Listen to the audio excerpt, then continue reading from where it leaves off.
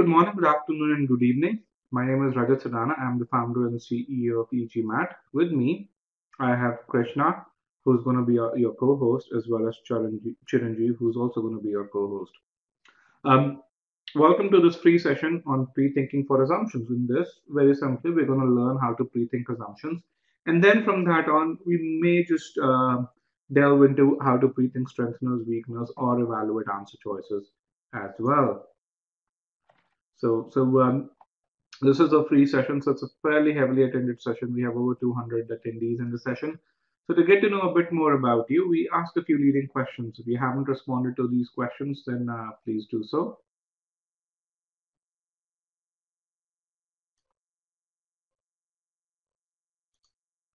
All right.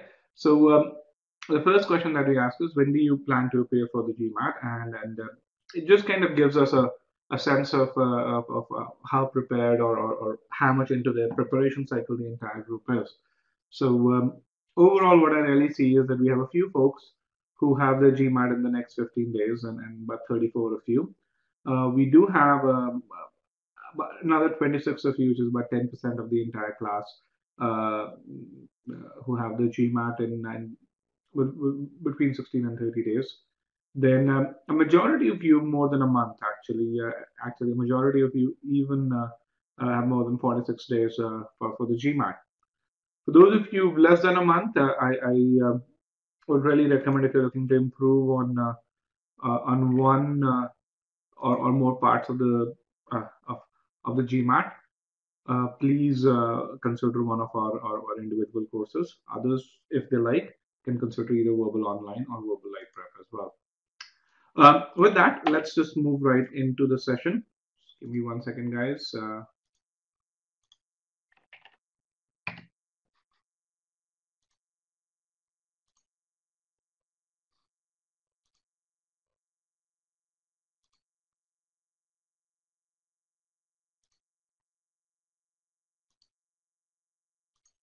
All right. So let me just set the session up, and it'll take us just a second to set this up for future. So as I said, this is a fairly large session, and to make sure that we run this session efficiently and make it worth your while, we have a few rules of engagement, or what I would call as rules of interaction. The first way that we interact with you is through the PowerPoint and along with the audio. Uh, on this PowerPoint, I think there's about 70 slides or so through. I probably intend to go through about 50, 55 of these with you, and the remaining, have some free questions that you can take along and practice. So in the next 2 hours to 2 hours and 20 minutes, we're going to go through these slides, and I'm going to speak to them, and you can see the information as well as hear the correlated audio.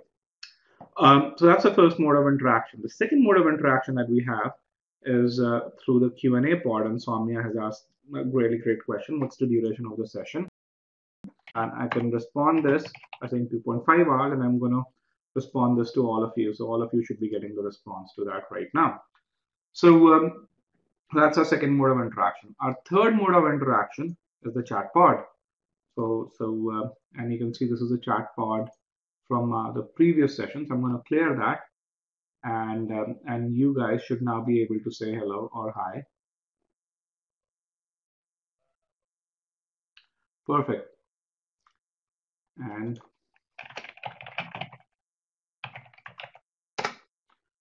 I should do welcome to everyone. So that's our third mode of interaction. Our fourth mode of interaction is something that you're already very familiar with, which is the Q&A pod, and you already have answered a couple of poll questions. And that's, I think, my favorite mode of interaction, because it gets us good representative input from a group which is as large as the one that we have over here right now. So with that, let's just dive right into the session. Essentially, there are three parts to this session. The first part of the session is an e-GMAT overview, where I'm going to spend about 12 minutes talking about what is it that we do. I'm going to do a bit of marketing and shameless self-promotion in this part. So it's going to take about 12 minutes, not longer. And I promise we usually finish in less than 12 minutes. The second part of the session is what you are here for, which is which is about 120 minutes. And the third part of the session is where I take on any questions that you may have. And over here, I'll be happy to take on questions around any subject matter, anything related to the GMAT. I'll also be happy to take on any questions regarding business schools. I do happen to know a bit about them. I don't know every business school, but pretty much most major ones. So I'd be happy to do that as well. So we usually reserve about 20 minutes at the end of the session uh, for that. So so yeah. But if we need more time, we will. I'll definitely be happy to devote more time as well. So there are a few questions which are there in the Q&A pod already, and I think so. One is yes, the session is being recorded, but and you will get the recording of this session. Um, the recording would be sent if you are registered for the session. You'd get the recording, our HD version of the recording. If you've liked our Facebook page, then you would also get the YouTube version of the recording as well. Okay.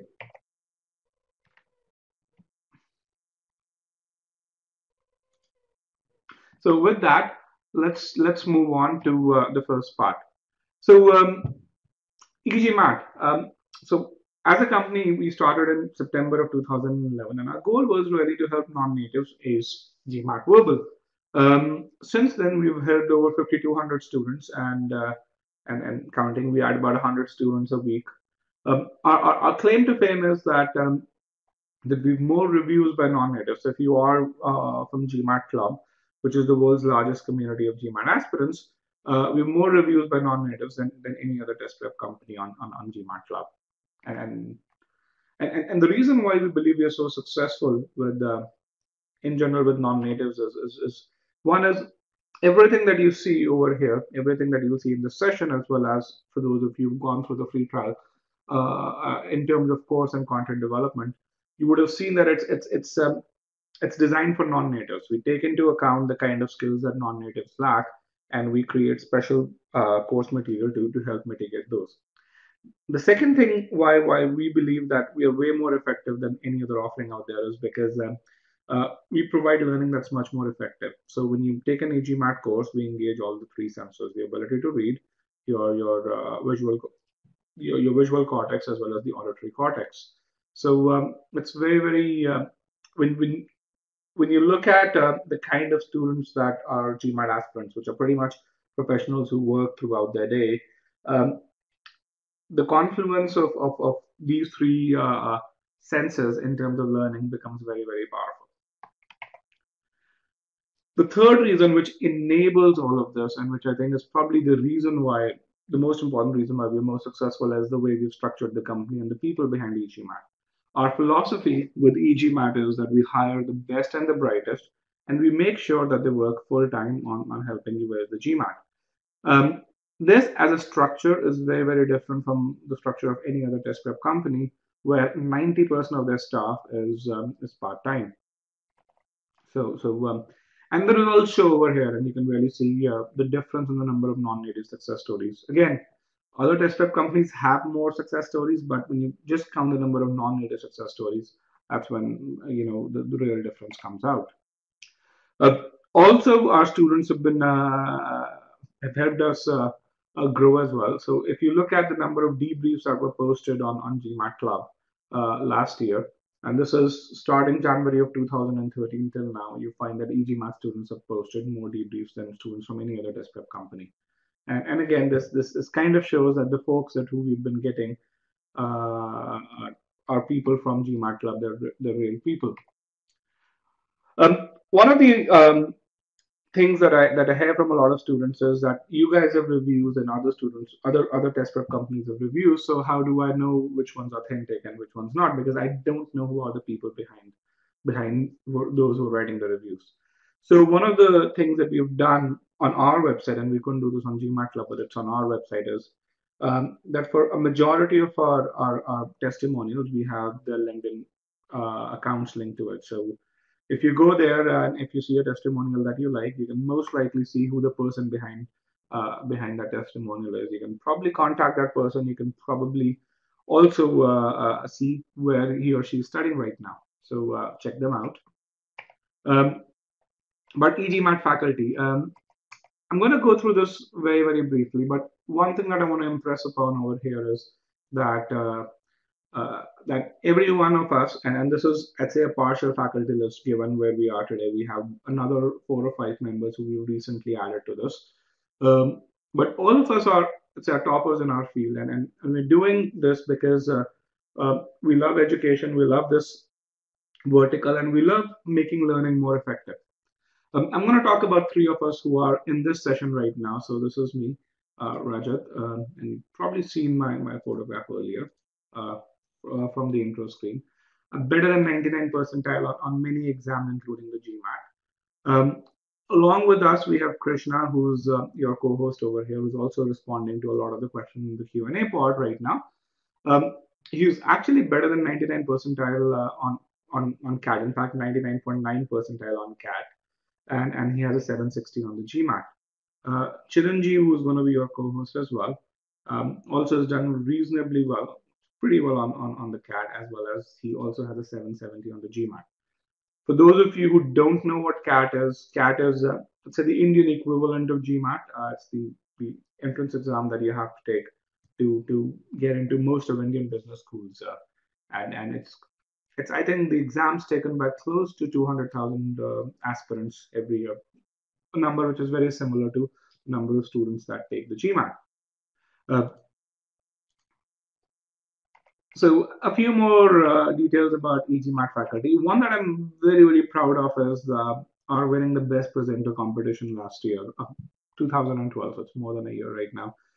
This was conducted by GMAT Club, where they invited presenters from every test prep company to present, and the prize was the best presenter tag. The second was an iPad, and e-GMAT. Shraddha from e-GMAT actually won that.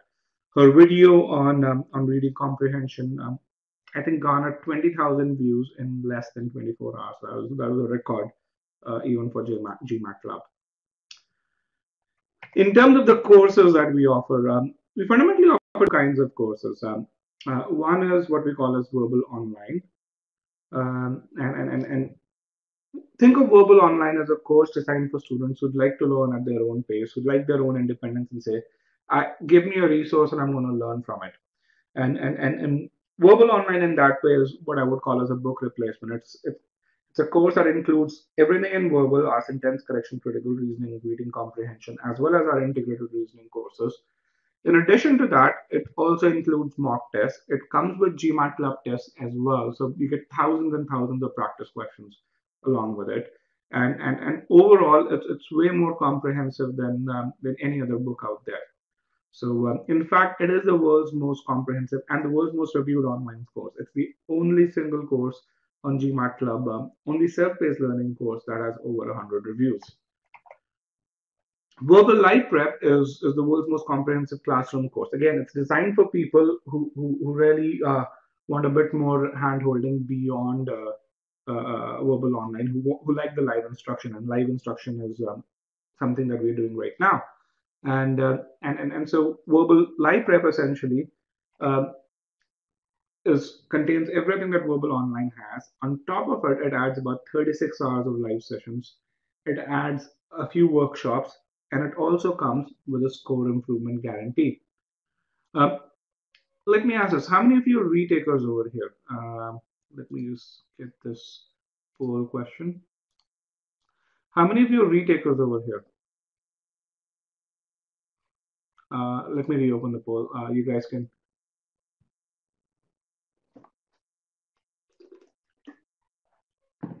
And you'd hear me drinking water from time to time. So if you hear a gulping sound, don't be alarmed. It's just me trying to keep myself hydrated. All right, so we do have a few retakers over here, and thank you so much for responding. So for retakers, Verbal Live Prep offers a 4-point score improvement guarantee. What it really means is that if you have an official verbal score out of 60, let's say you have a 30 out of 60, we guarantee that your score will improve to 34, otherwise, provided you do Verbal Live Prep completely. Otherwise, you get your money back. If your score is 32, we guarantee that it'll improve to 36, etc., etc. Here's the present batch for present calendar for our current batch, which is the March batch, and this is where we are right now on 2nd of March as of now. For e-GMAT students, just be careful on the March 9th or 10th. There could be a time zone change over there. We will inform you because of the daylight savings time. But be very careful in terms of the times for these sessions. Hold on. And for those of you who do not have this calendar, you can download this calendar from here. A few things to note over here is that you can really see this is just the live sessions, but overall, even in terms of live sessions, this is way more comprehensive than any other course out there. For those of you who've taken courses from Manhattan GMAT, Veritas Prep, if you compare apples, just the corresponding sessions, you'd really see that. The second thing is it's a course that's designed for non-natives and it's designed for working professionals. So we conduct all sessions on weekends, like pretty much at the same time that it's being done today. The other thing is when you buy Verbal Live Prep, you get about 6 months of subscription. And I see a question that's out there where Krish is saying that he got tied up and he couldn't attend one of the previous sessions. So when you buy Verbal Live Prep, you get 6 months of membership. What it really means is you can attend up to 4 batches of live sessions. So even if you miss some sessions, you not only get the recordings, but you can attend the same sessions again as well. Again, here's a brief comparison, and again, you can see the comparison in terms of number of live classroom hours, kind of guarantee, and a few other things. So I think for working professionals, the ability to attend classes multiple times is very, very, very important. Because there is a chance that if you're traveling, you're going to miss one class or the other. So again, even today, it was the first course to offer verbal score improvement guarantee. Even today, I think it's probably the only course that offers that. So e-GMAT students, something which is very, very important over here. How many of you, so about 3 weeks ago, we launched comprehensive solutions for critical reasoning. What we've really done is for every topic on critical reasoning under the leadership of Chiranjeev, we've created close to 100 solutions for official questions. And these 100 solutions, just in terms of how comprehensive they are, they span across 250 pages. So I want to make sure that you guys are aware of these.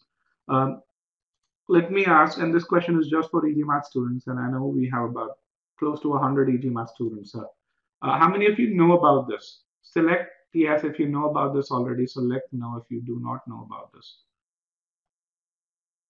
So regardless of, again, if you may be a verbal online student or a verbal live prep student, it's applicable to both of you. So and this is especially applicable to those who had their inference session yesterday. Along with the every application file in the e-GMAT dashboard, you see a PDF icon, and if you click on the PDF icon, you'll be able to get to the solution. It's as simple as that. And I'll be happy to take any doubts at the end of the session. In fact, I think in this session we are probably giving away the solutions to assumption questions. So just to really get a taste of how comprehensive these solutions are, you can probably download the solution to assumption questions over here. Very briefly in another 15 seconds. So do make sure that you leverage these solutions because we put in a lot of effort in creating these solutions, and B, they complement the learning that we deliver really, really well. Each one of these solutions is created using the e-GMAT method, which means you get absolute clarity in terms of A, how to approach a particular argument, B, what are the pre-thinking assumptions that you can really deduce from that particular argument, and C, it will ensure that you reject the incorrect answer choices for the right reasons. So with that, let's move right into the session. I'm just hiding this just for consistency, and we will definitely give these out again in the end. With that, let's move into the session itself. Again, we've already talked about the agenda of the session. So the goal really for me in this session is to help you pre-think and to help you get started on the journey to pre-thinking. And excuse me. So what we'll really do is we'll start the session with a brief introduction to what an assumption is, and we'll talk about how to pre-think, and we'll look at two ways. And I think most of you are probably familiar with the two kinds of assumptions, and those are the two ways to pre-think. But the primary focus on this session, once we get done with the introduction, is going to be on application. I think that's where a lot of people lack. So we're going to focus on that. For those of you who are e-GMAT students, there are certain sort of prerequisites that you should have completed. And again, your study plan gives a much more comprehensive list of prerequisites. So please refer to that. This is just a very high-level list. For those of you who are not e-GMAT students, if you have somewhat of an understanding of what an assumption is, I think you should be able to follow along in the session.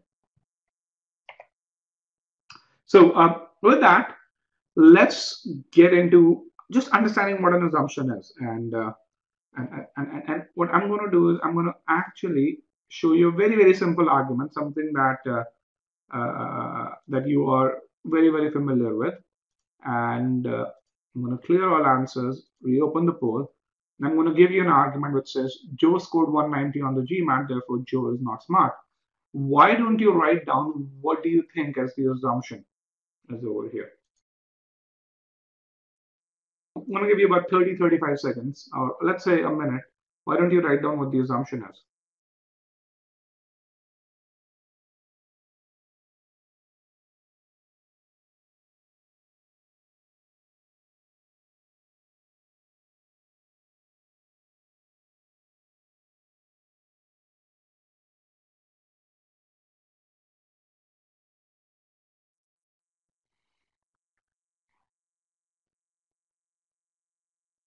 All right, so another 15 seconds, and what I'm gonna do is I'm gonna cherry pick a couple of answer choices, and then we're gonna discuss that.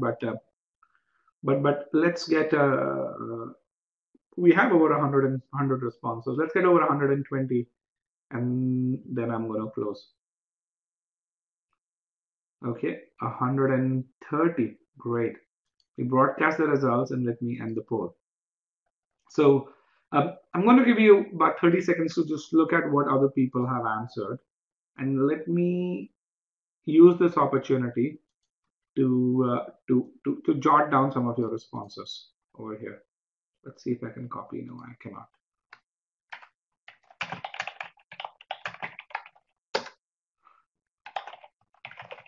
And again, pardon the typing sound.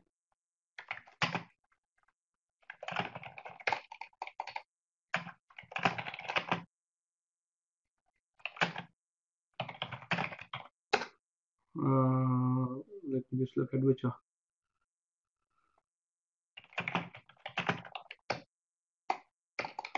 Okay, so hopefully you've had a chance to look at the responses. Just give me 1 second, guys.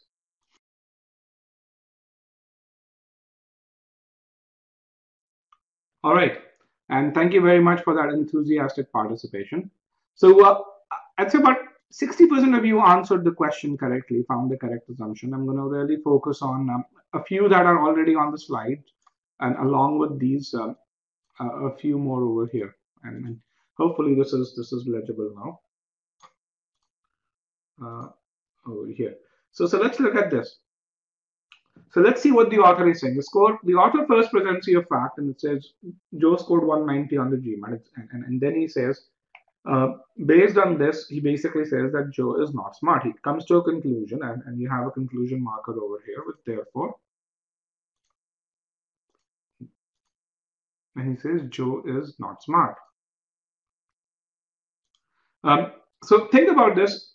from a score of 190, he's jumping to something that is not smart. And basically, so what is assumption over here, and a lot of you identified this assumption, is that nobody who scores 190 on the GMAT is smart. Or basically, what it really means is scoring 190 on GMAT means that you're not smart, right? A lot of you got this assumption. I think about 60% of you got this over here. Are there any other assumptions over here? So could the conclusion be broken even if Joe scored 190 on the GMAT? Is there another assumption, fundamental assumption that exists in this argument? And let me. And a couple of you actually indicated that. Is there another fundamental assumption that exists in this argument? I'm going to remove these highs. What is the other fundamental assumption that exists in this argument? Well, if he scored 190 Soumya, he did appear on the GMAT.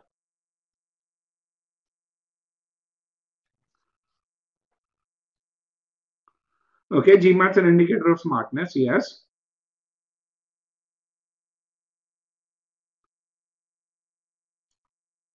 Okay, what else?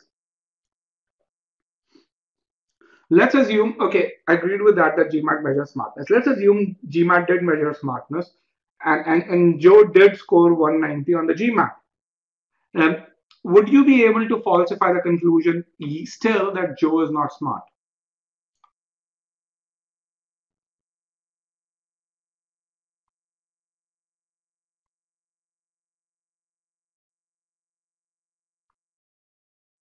Well, Avinash, let's look at that also. Hold on, guys. I want to actually listen in another interesting answer choice.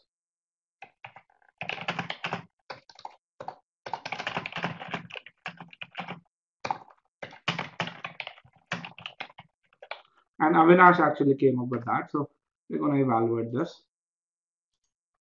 Okay. What if 190, the score of 190 wasn't a true representation of his ability? What if a score of 190 wasn't a true representation of his ability? Would the conclusion still hold true? What if the power went off when he was taking the exam?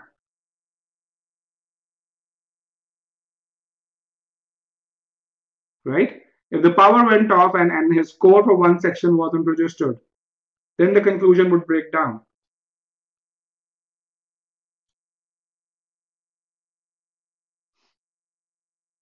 Okay. What if Joe was ill?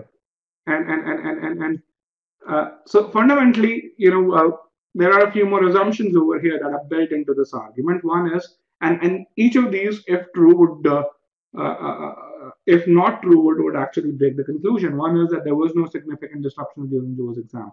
There wasn't a virus in the PC that he was taking the exam on, or Joe's health wasn't significantly worse off during his GMAT exam. So for those of you who don't know, if Mark Zuckerberg had a near perfect score on the SATs, or probably he had a perfect score on the SATs. But let's say Mark took the SAT when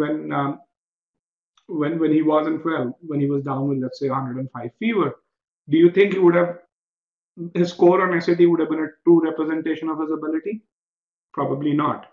So one of the other fundamental assumptions is that there are no external factors, or the score of 190 is a representation of his ability.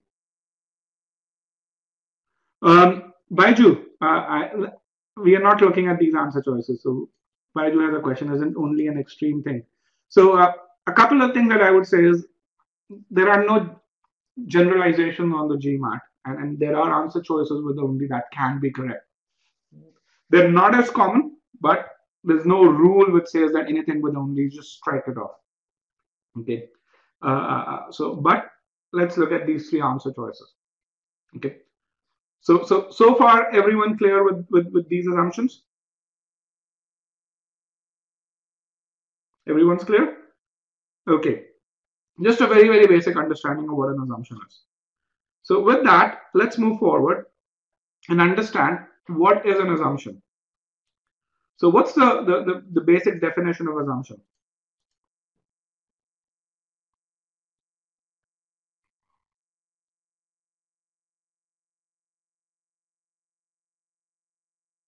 That's an unstated premise, okay?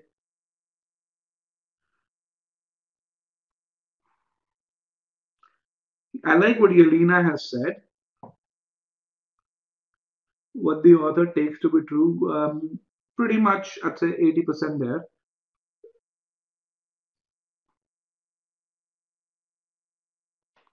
Not deductible. Okay, so I'm getting what I'd call as a couple of pretty decent definitions, and basically a few other definitions which are I'd say somewhat incomplete. Okay, so let's think of the argument as this puzzle over here, where all these pieces are either facts or pieces of information that are presented in this argument. These could be premises, anti-premises, and whatever are the components of this argument. The assumption is that missing piece that is required to make this argument a whole or complete. And in more precise terms, an assumption is an unstated idea that is required for the conclusion to be valid. And I think I want to kind of uh, underline three things over here, because these are the three things which, if you're able to use them, you'll be able to answer every question and assumption, and pretty much a ton of questions in strengthen and weaken as well. Just because if you're able to do apply this really well, you'll be able to get to strengtheners very, very easily too. So if you understand these three things, first of all, that what the assumption is an unstated idea, which means it can't be deduced from the argument. The second thing is it is required, and required leads to a condition or a litmus test for assumption. Required for what? For the conclusion to hold true, or for the conclusion to be valid. Okay, and let's kind of look at this. And compare the three answer choices over here uh, that are stated, and with the argument that we had. Remember, this is the argument. Joe scored 190 on the GMAT, therefore Joe is not smart. That was our conclusion, right? Does the argument really, and I'm going to really put in a yes or no poll, and we're going to answer this poll 3 to 4 times. Okay. Let me just end poll over here so that you are unable to answer. So let's look at the first option choice over here. 190 is a bad grade. Does the conclusion have any notion of good or bad? Now select the answer. Does the conclusion have any notion of good or bad?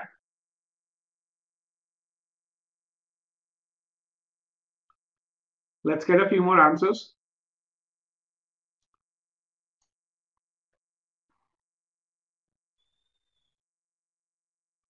I'm going to broadcast the results. 66% of you actually are correct, where you say the conclusion doesn't have a notion of good or bad. All the conclusion is saying is that Joe is not smart. Okay, and that's what we care about. Similarly, so whether 190 is a good or bad or decent or an average grade is not a required condition for the conclusion to be valid. Okay. Similarly, let's look at number 2. Scoring 190 on the GMAT is very, very low. Okay. So is that a required thing? Does anyone who score very beyond very low on the GMAT, is everyone who scores beyond very low on the GMAT smart? Because remember, the conclusion is only about someone being smart or not smart. Okay. Let's look at the third one. GMAT's the only way to evaluate smartness. Okay. Again, is that a required condition for the conclusion to be valid? Is that a required condition for the conclusion to be valid? No, it is not. What if GMAT was one of the 3 credible ways? What if GMAT was one of the 3 credible ways to evaluate smartness?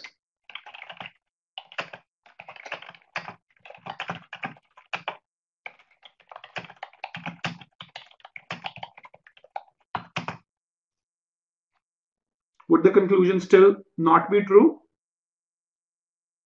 There were two other ways, but GMAT was equally credible to evaluate smartness. As long as GMAT is a test of smartness, it doesn't need to be the only way to evaluate smartness, right?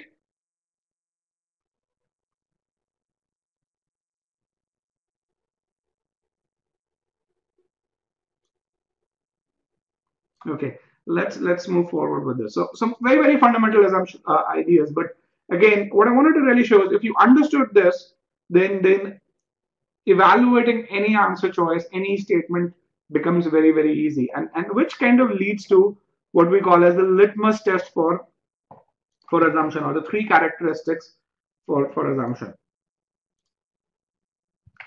So every correct assumption has three characteristics. First is, remember, an assumption is an unstated idea that is required for the conclusion to be true.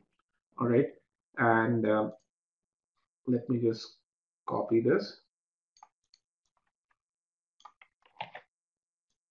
and I'm going to remove all of this. It's an unstated idea required for the conclusion to be valid, and let me remove the underline. So the first thing that a correct answer statement should do is it should provide new information. Why? Because an assumption is an unstated idea.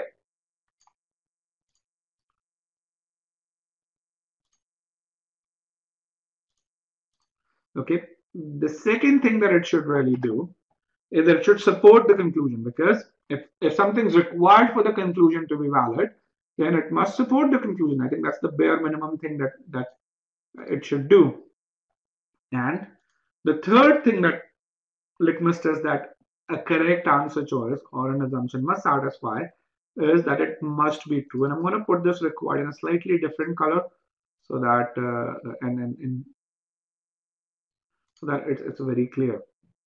And let me just underline this, which means that if a correct assumption were not true, you would not have the conclusion would break down.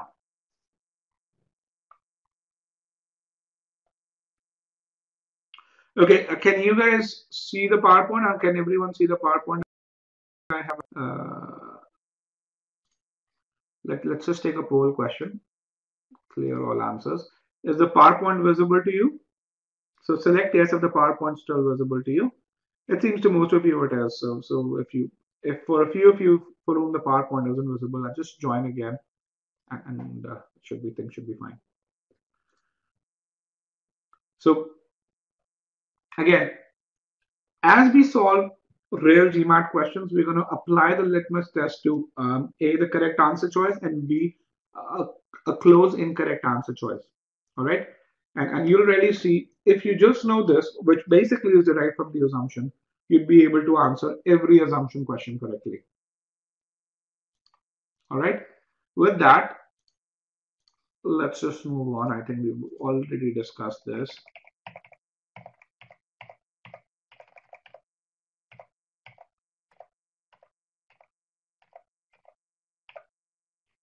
Again, in terms of pre-thinking, I think it's very important to really understand what the conclusion is about and what the premises are saying. And to see these jumps in logic over here, we saw the score of GMAT to smartness. You have to pay attention to keywords, all right? Because if you pay attention to keywords, you'll be able to see that jump. With that, let's move on to solving a real question. And again, it's an easy real question. And I'm going to give you, how much shall I give you? Let's say about a minute and 45 seconds to select the right answer. I'm going to reopen the poll. A minute and 45 seconds, which I think is too much, but let's take a minute and 45 seconds to select the right answer.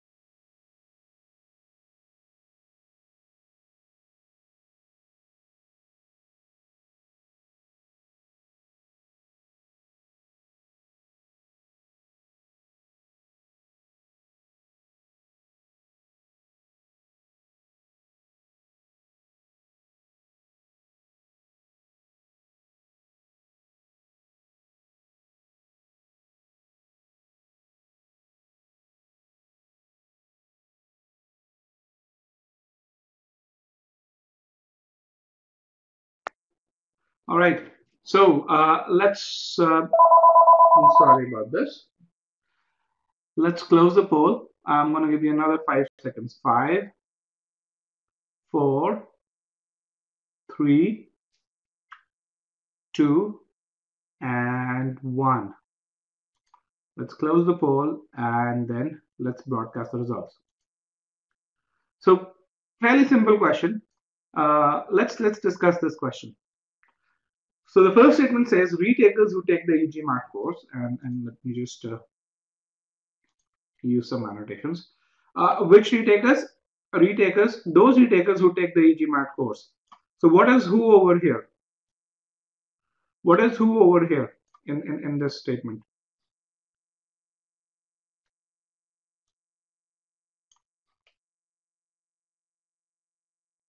What role does the word who play?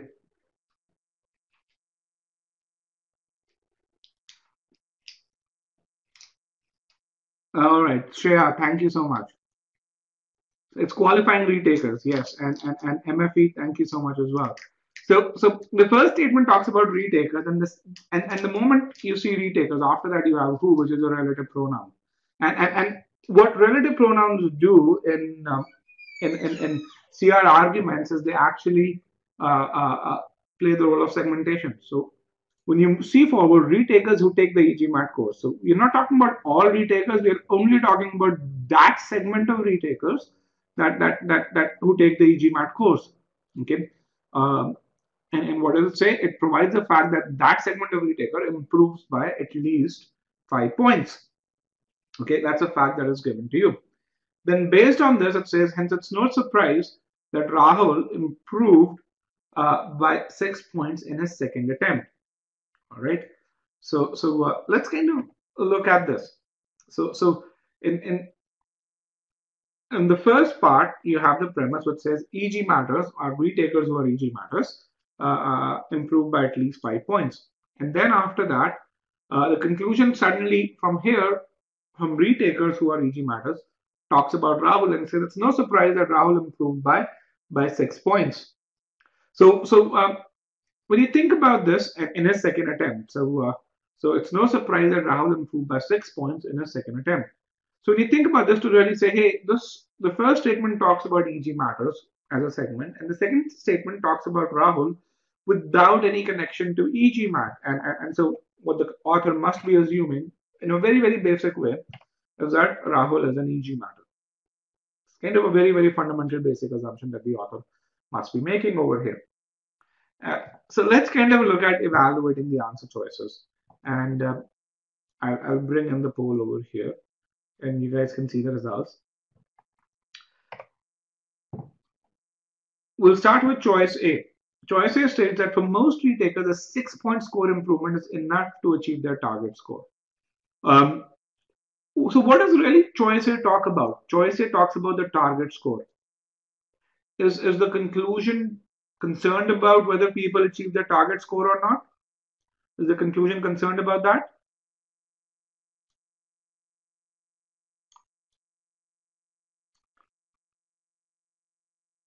No, it's not.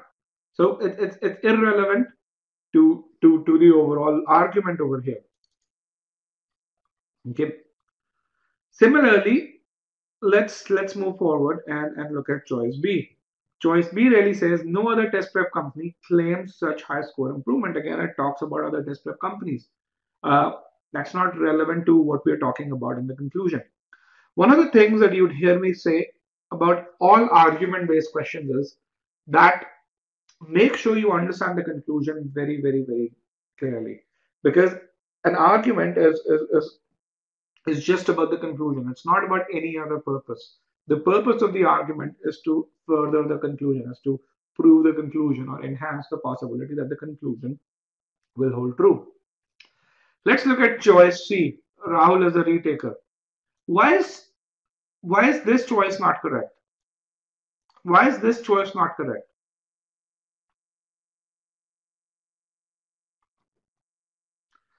It's already stated,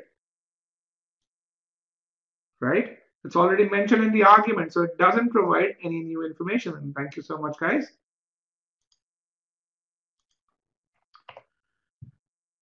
Choice D actually is the assumption that we thought.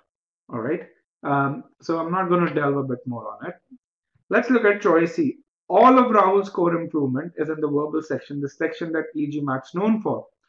This choice is very interesting, but let me ask this. Of the three tests that we talked about, which test does this choice fail?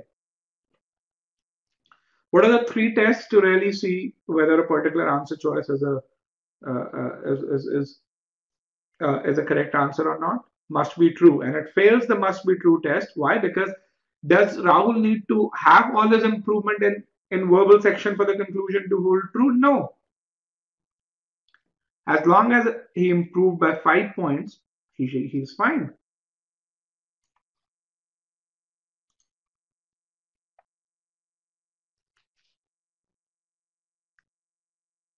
Manoj said, as all other options in choice is really necessary. So in terms of answer choices, your typical answer choices will have information that you may not find as relevant, but as long as it doesn't hurt the conclusion, that is fine. So we've already talked about this. So let's talk about what pre-thinking is. Pre-thinking is really thinking about one potential assumption in your mind in 15 seconds before going to the answer choices. And I think I want to kind of make sure that a few things are very clear. So one is we're looking at just one potential assumption. And we're doing that in about 15 seconds. Okay. And doing this before going through the answer choices. The moment you start reading the answer choices, if you haven't done your pre-thinking, then you can forget pre-thinking. And the reason for that is the answer choices on the GMAT will corrupt you with so much new information that your ability to pre-think will actually precipitate right then and there. So pre-thinking really is thinking about one potential assumption in your mind in 15 seconds. That's one thing. The second thing is when you're pre-thinking, your sole purpose is to understand, to better comprehend the argument. You're not trying to predict the answer. So pre-thinking is very different from predicting the answer. Okay. The sole purpose of pre-thinking, once again, is to make sure you comprehend the argument. And as you pre-think, you've got to take the entire argument into account, which improves your comprehension. The last piece in 15 seconds. That's a typical time. Once you become a skilled pre-thinker, that's the amount of time that you need to really pre-think. However, when you're starting to pre-think, you are bound to take longer. In fact, if you efficiently follow a step-by-step process to pre-think, initially you'll probably take about 1 to 1.5 minutes to pre-think or get around pre-thinking, and then after that you'll probably take reduce that to 30 seconds and then to about 15 seconds or lower.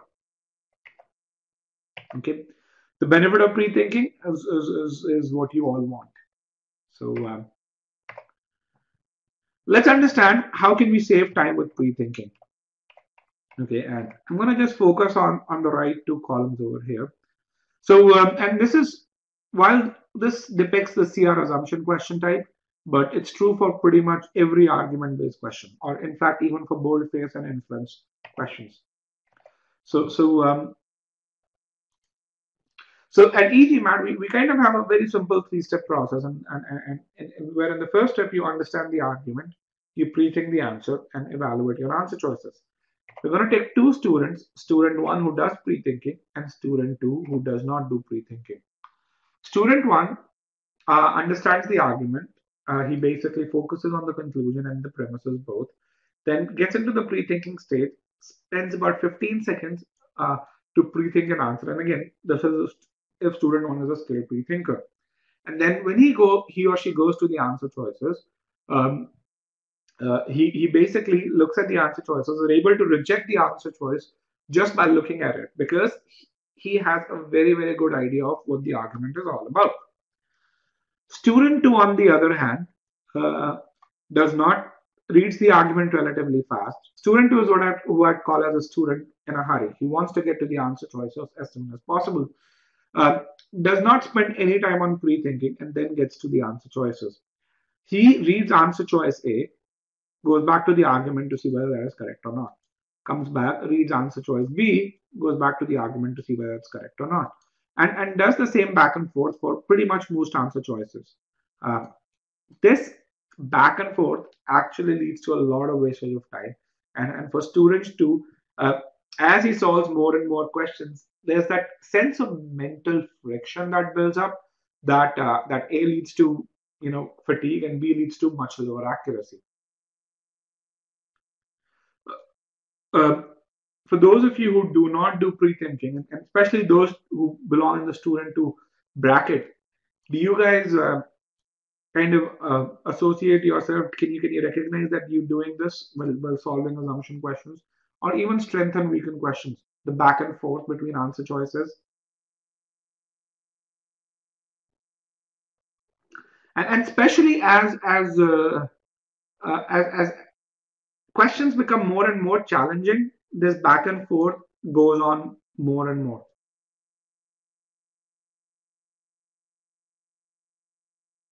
Okay, so let's move forward, guys. So again, my goal really is for each to motivate each one of you to move more towards student one, and if I'm able to do that to get you on that journey, then at the end of this session, I'd be very. However, one thing that I'll tell you is that this journey isn't going to be a cakewalk. You'll need some mental toughness. Uh, you need to be stubborn during this journey for you to be able to to master pre-thinking. So, and I'll tell you the various stages that you will go through. So, let's say you start with at stage one, where your accuracy to answer questions is low, and your time to answer questions is medium, and all of this is relative, guys.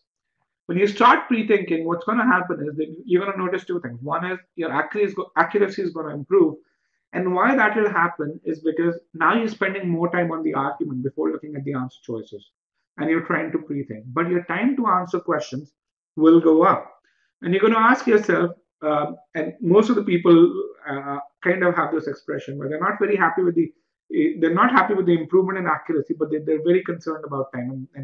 And you will ask, why the hell am I worried so much about pre-thinking when I'm taking so long? Isn't GMAT kind of a test where I have to answer 41 questions in 75 minutes? All I would say is at this stage, persist. As you continue to really practice pre-thinking, what you would find is that your accuracy will continue to improve while your time to answer questions suddenly starts to decrease because you become much more efficient in pre-thinking. That's when you would really see that the benefits of pre-thinking. And as you continue to do that, as you solve a good 100 or 120 problems, following this approach, you'll reach stage 4, where your ability level and not accuracy, your ability level in critical reasoning will reach about 80-85%, which is pretty much what most people who score 90 percentile on the GMAT reach. So this is kind of the various stages that you will go through, and 1 to 2 is about 25 questions in a focused manner.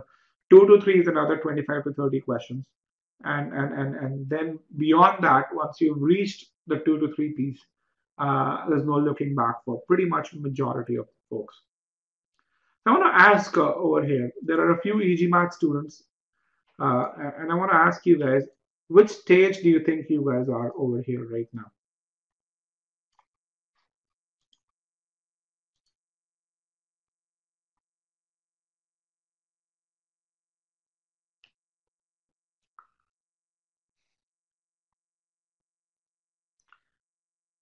I'm actually, so I expect most of you to be in stage 1, considering this is just the second session and you just had the first session yesterday.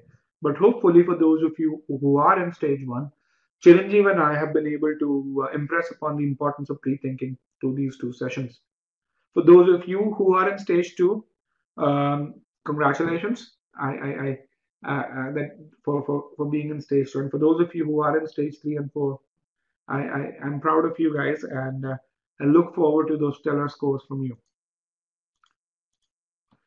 With that, let's move on to how to pre-think, and let's come to the fun part over here. So, which is, how do you go about pre-thinking and solving questions?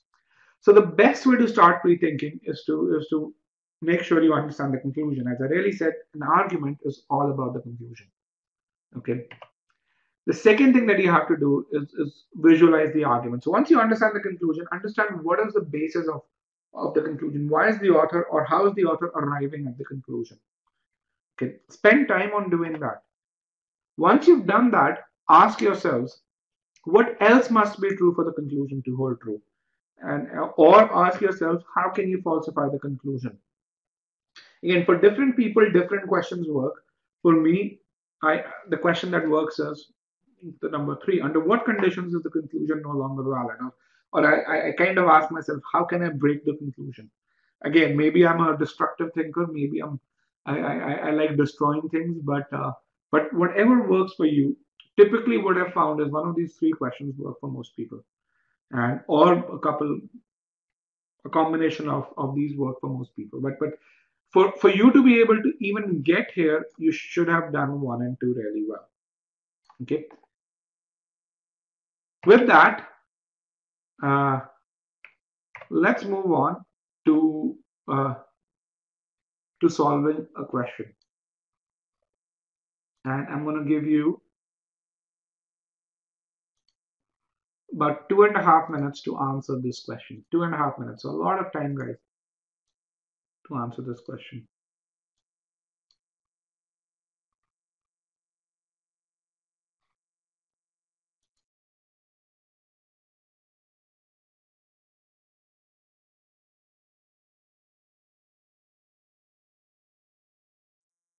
Guys.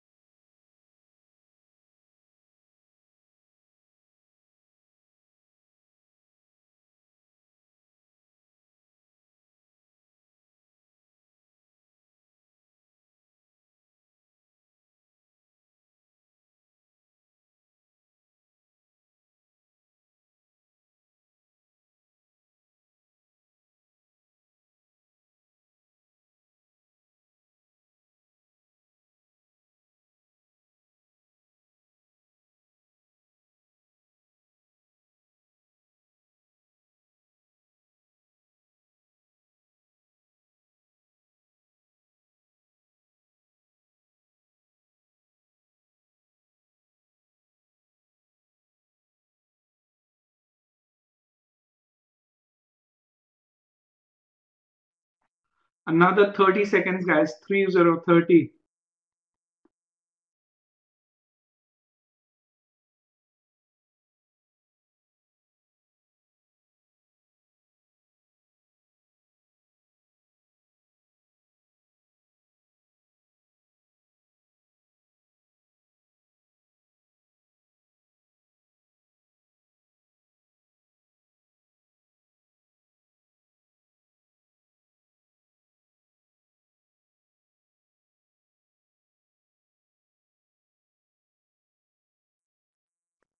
Last 10 seconds. 10, 9, 8, 7, 6, 5, 4, 3, 2, 1, and 0. Let's close the poll. And we have a very interesting distribution, but let's look at this. So this is a difficult question, and I'm going to broadcast the results. But How did the question feel in terms of just the pure argument?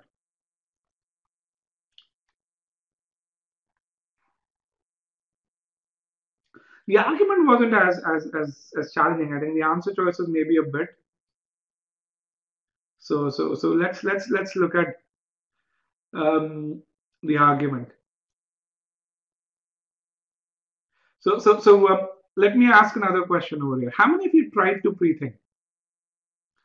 How many of you tried to pre-think?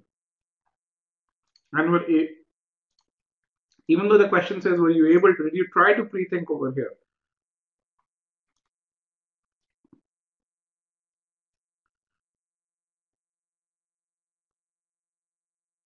Okay. And again, this is all very good data. 80% of you tried to. And let me get in some let me get in some data which talks about what are some of the answer choices that you were able to pre-think. And I'm going to clear that. So what were some of the assumptions that you had? Again, forget about the assumption over here, but what are some of the assumptions that you had over here? So reopen the poll.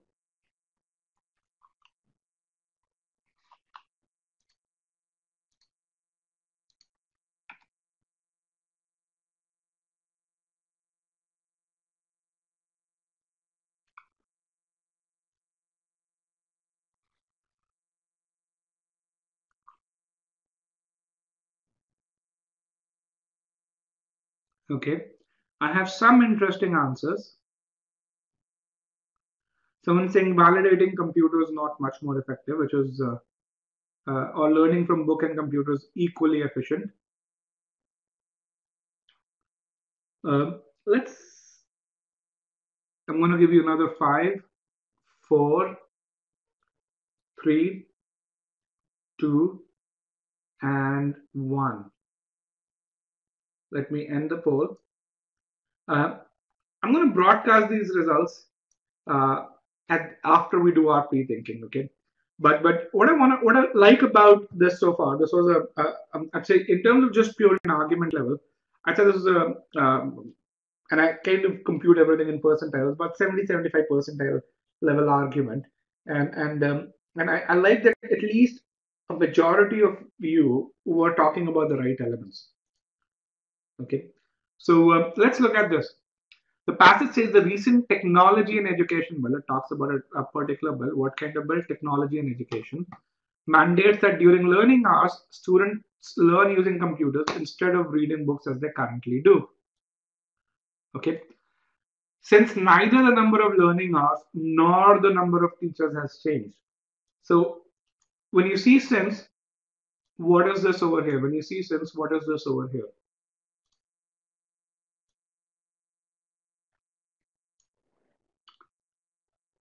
It's a premise marker for e-GMAT students. It's a premise marker, and basically what it means is take the information after this as to be true. So since neither the number of learning hours or the number of teachers, since both of these have been are not changed, so take this as a fact. Don't question it. It is unlikely that this bill will have a significant impact on improving the overall learning outcomes. So basically what it means is it won't really make students on an average more smart, right? They won't learn more than what they're currently learning, right? Everyone's clear on that? Fundamentally, and why is this? Let me just see, where are my animations? Yes, the conclusion is fairly clear. It says that it won't have a significant impact on improving the overall learning outcomes. Why? Because the number of learning hours are unchanged and the number of teachers are unchanged, right? So let's visualize this argument a bit more diagrammatically, okay? And let's kind of ask ourselves, how will we rethink? So in the argument, computer replaced books, but the number of learning hours didn't change and the number of teachers didn't change. So the author is saying that the learning outcomes would not improve tremendously or significantly. Okay. So under what conditions can I break the conclusion down? Even if all of this is true, under what conditions can I improve the learning outcomes? And Ghanshyam is onto something interesting, but Ghanshyam elaborated a bit more. If computers are more effective, Rohan, that is true. If in the same number of hours the computers are more effective, then learning outcomes could be significantly improved, right? Right. So that's one way. So in terms of pre-thinking, I think that should have, if you did that, right? If we can have significantly better learning outcomes, even if the number of learning hours remain the same. The second thing is are the number of learning hours and learning outcomes very similar, right? So let's kind of look at what are some of the assumptions that you could have come up with. One is a time spent must be positively correlated with learning outcomes. So there should be a relationship between time spent and learning outcomes, which I think is a very basic assumption. But what would break the conclusion, and B means break the conclusion, is if computers are much more efficient in improving the learning outcomes than books are, or if because you have a computer over there, the teachers become much more efficient working with computers than books. Because remember, books and teachers were a team earlier that improved the learning outcomes. Now computers are a team, right?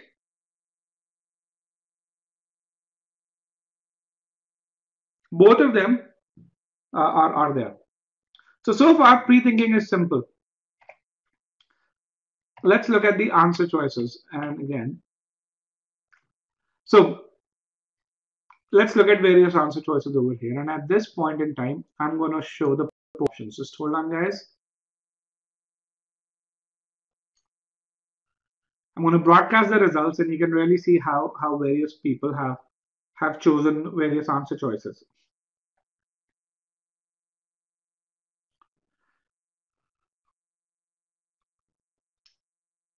Choice C, which is the correct answer, I'd say most of you, the biggest group that has chosen over here, I shouldn't say the word most, but the biggest group has chosen choice C, 74 of you.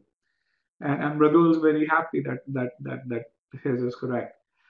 Choice D and choice E are also very good contenders, it seems. So let's kind of look at this. What choice C says. Few, if any. So let me ask this. Anyone wants me to discuss choices A and B? Are there folks who want me to discuss choice A and B before I move on to? Okay. Okay, I have a discussion on choice B. So let's kind of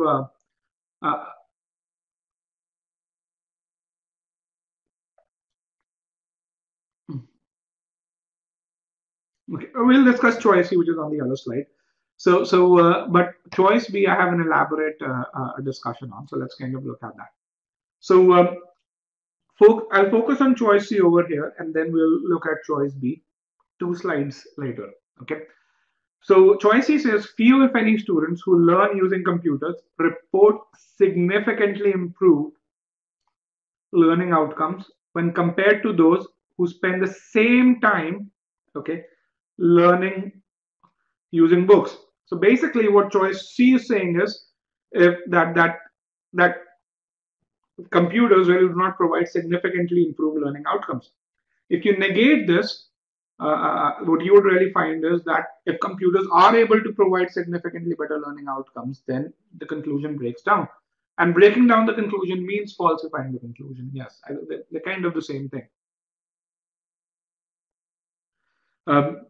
And I will give the PDF to you, Yannick, so you will have the pre-thinking slide with you as well. Okay. Choice D, a lot of you chose choice D. It says students who read a book on a particular topic or learning the topic using computer do not report significantly better learning outcomes than students who just read a book. So what this is really saying is if students spend more time, right, means if they do both, then they can have significantly better learning outcomes. But what is the condition that the author talks about? Neither the number of learning hours nor the number of teachers has changed. So since neither these two things have changed, This is not the condition that the conclusion's kind of worried about.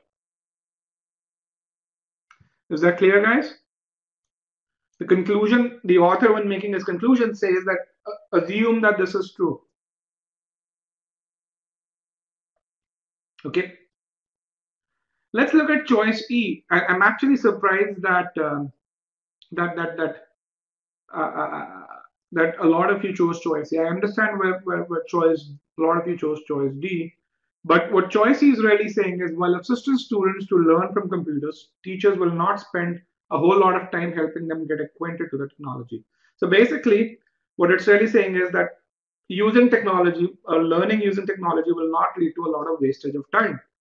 Again, whether that's true or not, what we are really talking about it whether it leads to an improvement in learning outcomes or not, right? Um, Even if the student uh, uh, uh, uh, spends, even if the teacher spends a lot of time in setting this up, it's actually only going to reduce the effectiveness of learning using computers. What we are talking about is improving the effectiveness of learning using computers.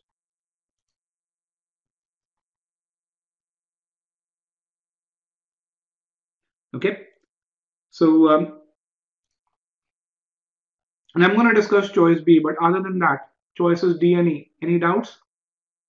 And choice B is right here.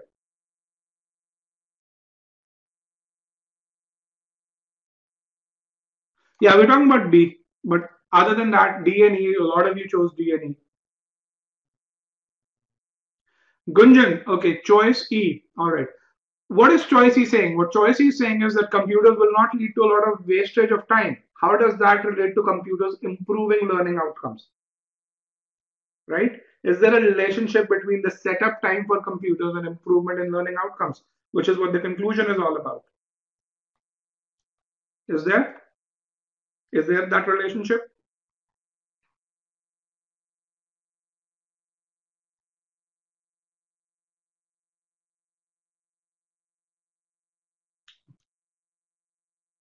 Right?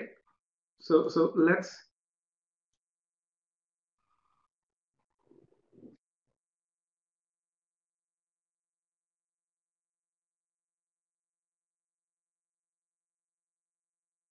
Manoj, I kind of don't understand the question. I think if you put it in the Q&A pod, either Chiranjeev or Krishna would be happy to respond to that. Let's move back. Let's look at choice B. This is choice B, which says books do not engage learners more effectively than computers do. Okay, so if books are not more effective than computers, and what books can be is books can be equally effective as computers, right? Which means their effectiveness is the same, which means that the conclusion is true, right? So this means this is fine. Or what more it can mean? It can also mean that books are less effective than computers, right? The books are less effective than conclusion than computers, which means computers are better. In that case, the conclusion breaks, right? So if in the presence of an answer choice, if the conclusion breaks, then can that answer choice be the correct answer?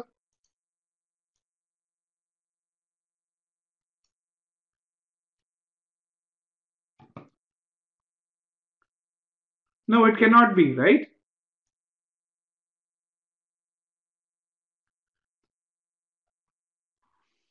So fundamentally, more effective is a comparative word. And if I say someone is better is a comparative word as well. Rahul is not better than Rajat, which means Rahul is probably as good or not as good as Rajat, right? So fundamentally, I hope choice B is clear now. Let's do another question. It's called Achievers Cool. Very, I'd say, a similar kind of questions, and let's hope that you guys do better on this one. And again, I'm going to give you a similar amount of time. This is the same poll, so let me just clear all answers and reopen the poll, and you'll get another 2.5 minutes. Try to pre-think this time. to answer the question.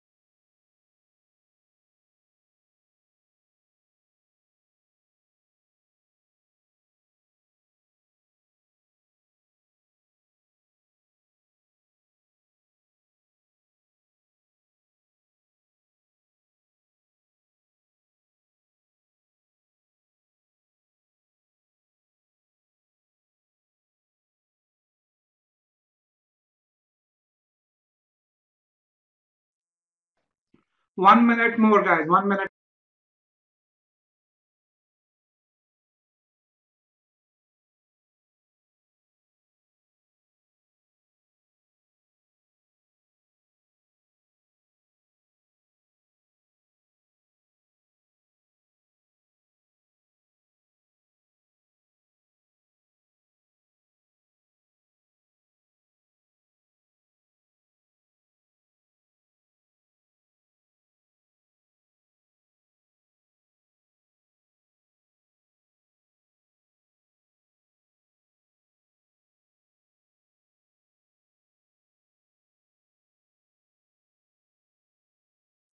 Last 10 seconds.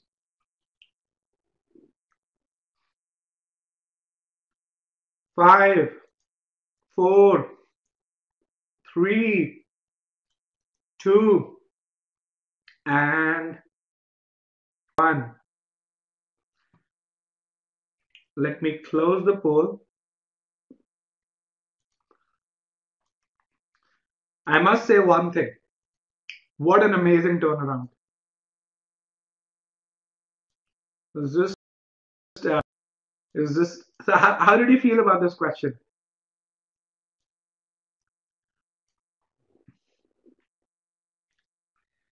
So, so this question is this kind of, it's a very interesting data point for me.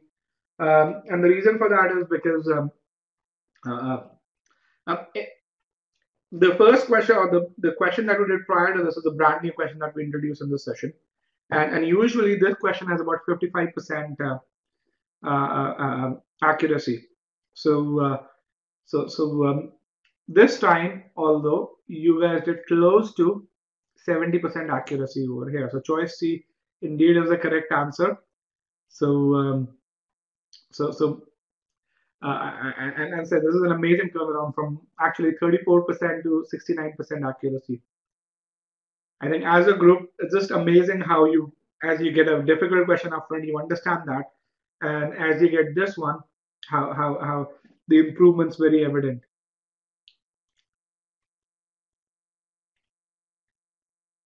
Okay, that is great to know. And again, for those of you who are not pre-thinking, I'll tell you what you guys are doing that is helping you.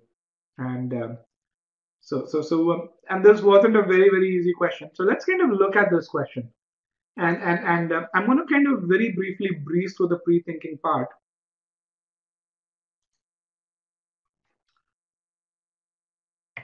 So let's look at this and see, for those of you who found this challenging, why you found this challenging. And for those of you who were able to pre-think, let's validate whether you were able to pre-think correctly or not. So the argument says, and I can actually move this away right now, so we have a bit more room. At Achiever School, students from economically underprivileged backgrounds who study free of charge. Again, you see who is your segmentation word over here, who study free of charge under the company's social responsibility clause, tend to spend less time in the school than financially well-to-do fee-paying students. So we're comparing two groups of students over here. One who are from the study in the school and are from economically underprivileged background, and the other ones are financially well-to-do. And what it's really saying is the first set of students who are from underprivileged backgrounds, they spend less time than those who are financially well-to-do. Then the author says, this is despite the fact that on average, economically underprivileged children have more pressing academic needs than fee-paying students. Okay, so this is despite that these people need they have the economically underprivileged, as you would expect, would have more pressing academic needs. Based on this, the author concludes that therefore, you have your conclusion marker over here.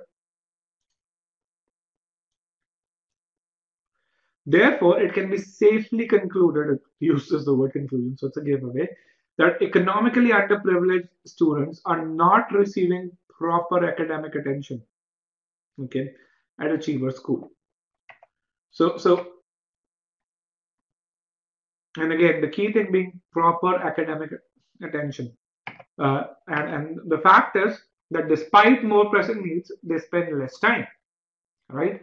So what we are really correlating over here, and what we are, when I say correlating, the kind of relationship that we're trying to find is the relationship between, let me get in the rectangles, is much better, less time or time and proper academic attention. Is that kind of intuitive enough now that we're trying to kind of forge that relationship, right? For those of you who are unable to pre-think, you were trying to forge this relationship. Emmanuel, does that help?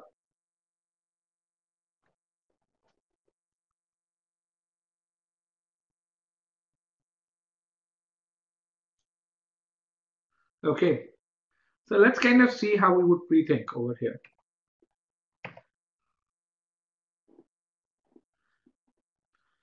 I think this is very clear. So we're jumping from here to here. So what the assumption really is that academic attention is positively related to the amount of time spent. There should be a positive relation. Why is a positive relation very, very important? Because what we are doing is we're comparing the financially well-to-do and the backward or financially not well-to-do, if I would really say. And we're really saying because group 1, which is not well-to-do, spending less time than group 2, they're not receiving proper academic attention. This means this is based on the premise or based on the assumption that there is a positive relationship between the amount of time spent and proper academic attention. What if those who are less wealthy, or what's the correct word, not as financially well-to-do, they spend all their time studying in school, whereas the other ones actually spend half their time studying, and otherwise the other half is spent on sports. Okay, so I think now, given this is true, let me look at some of the popular incorrect answer choices over here. Let's look at choice D. I'm going to only focus on choice D.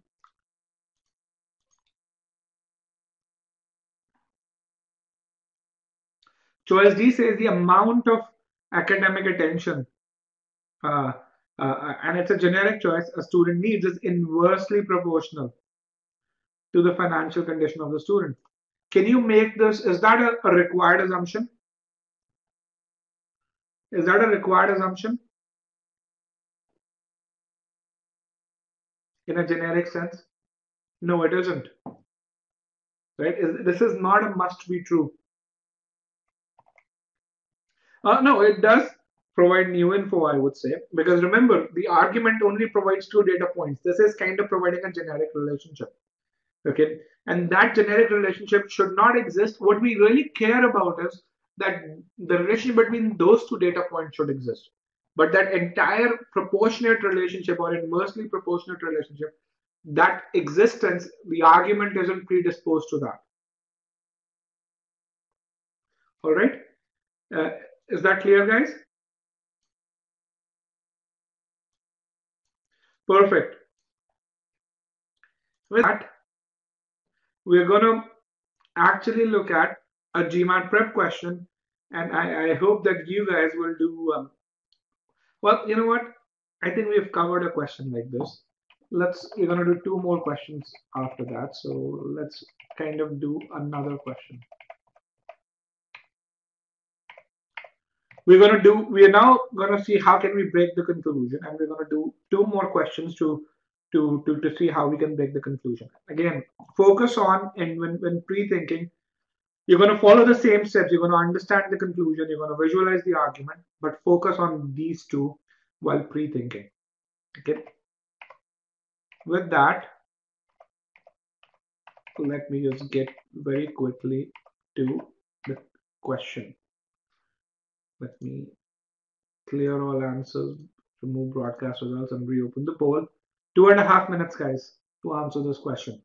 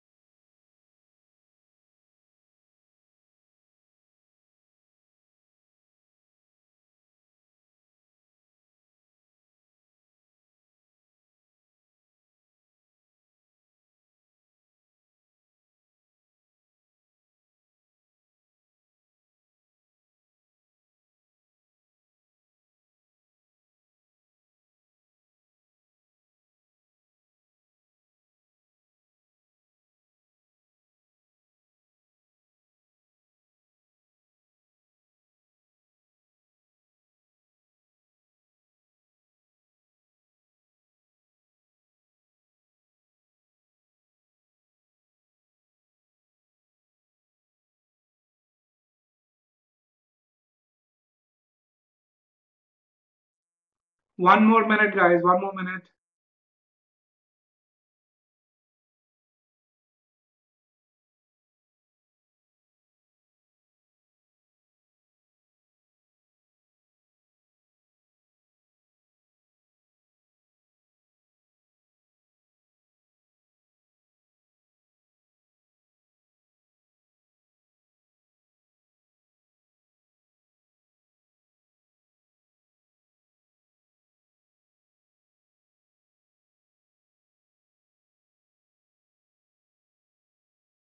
Last 10 seconds.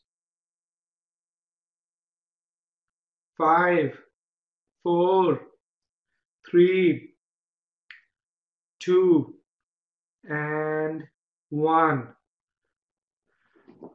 Let me close the poll.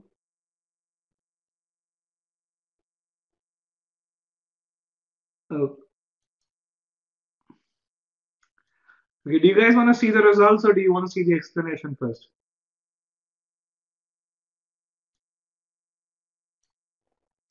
Results or explanation? Okay. I guess the results group wins. I'm going to briefly share the results and then we're going to talk about the explanations. Just give me 1 second. Guys, and here we have the results. So again, I'd say a fairly, very interesting breakup of results. where choices A, B, and E actually have approximately the similar number of responses. D is reasonably popular too. So very, very interesting bar graph. So let's look at this. And Mridul's very happy. Uh, so because he knows in most answers the democracy wins. So is the audio? Let me look at this. I'm getting a few questions here in the poll window.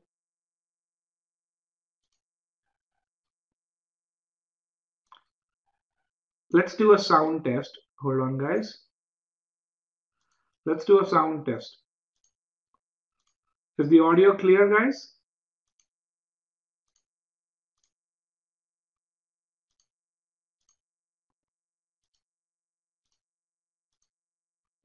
Perfect. And let's move forward. I'm going to have the chat window over here, and let's make sure that we stay along with the group. So we have the passage up there. All right. So the conclusion, very simple, is that the increased coverage and the addition of new section led to switching of subscribers from Time to Newsweek. It's not an OG question, no. When we have an OG question, I'll tell you. This was an e-GMAT question.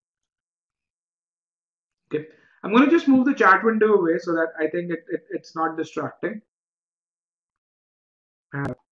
So is this a causal argument, Deepak? Yes. But again, I don't want to discuss causal arguments yet. We discuss them briefly in the next session and then the following sessions. But let's look at the argument. The argument starts with saying that historically, Newsweek had 30% fewer subscribers than Time magazine did. So Newsweek had fewer subscribers, bottom line. And to improve its share, Newsweek added a bunch of sections. So it increased its coverage on international financial markets and added a new section on international movies. So it kind of added some content. Then the argument says that the magazines now have about the same number of subscribers. So the outcome has already happened that the magazines, excuse me, both Time and Newsweek now have the same number of subscribers. Then what we were trying to do is we're trying to establish causality. What we're really saying is that Newsweek's editor concluded that whatever new things, the increased coverage and the addition of new sections, these two things led to subscribers switching from Time to Newsweek. Okay, so that's the conclusion. And why are we saying that? Because after the addition of these two things, we had the difference went away, right? So far so clear. So far the argument simple.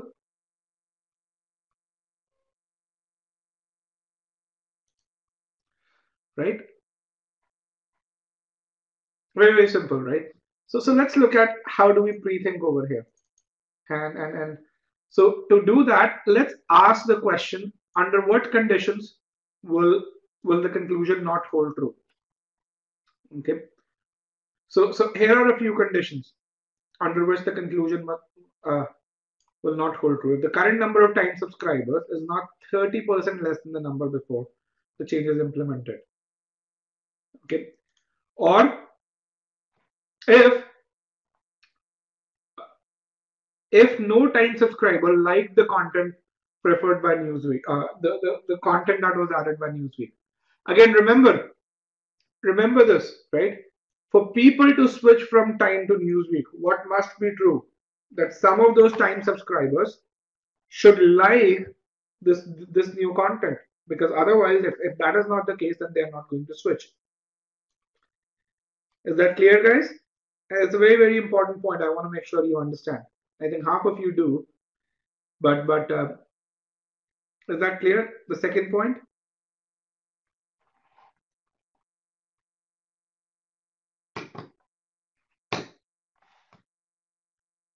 Manpreet has saying, aren't we assuming that Time subscribers also read Newsweek?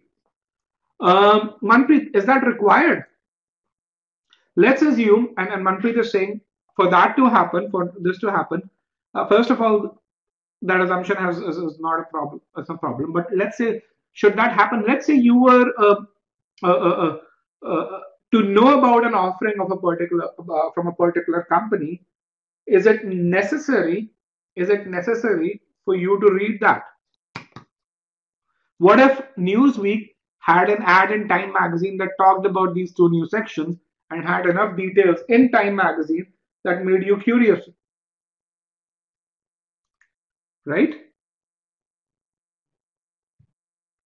Does that help, Manpreet?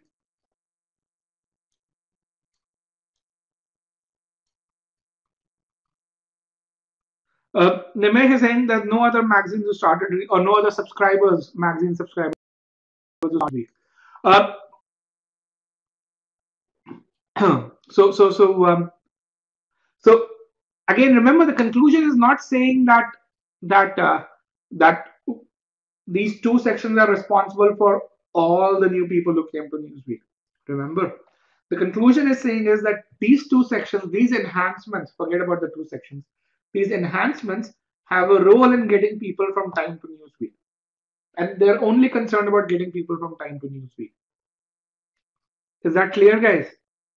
We're not worried about getting everyone. So we're not saying I take credit for all the 30% who've come over here.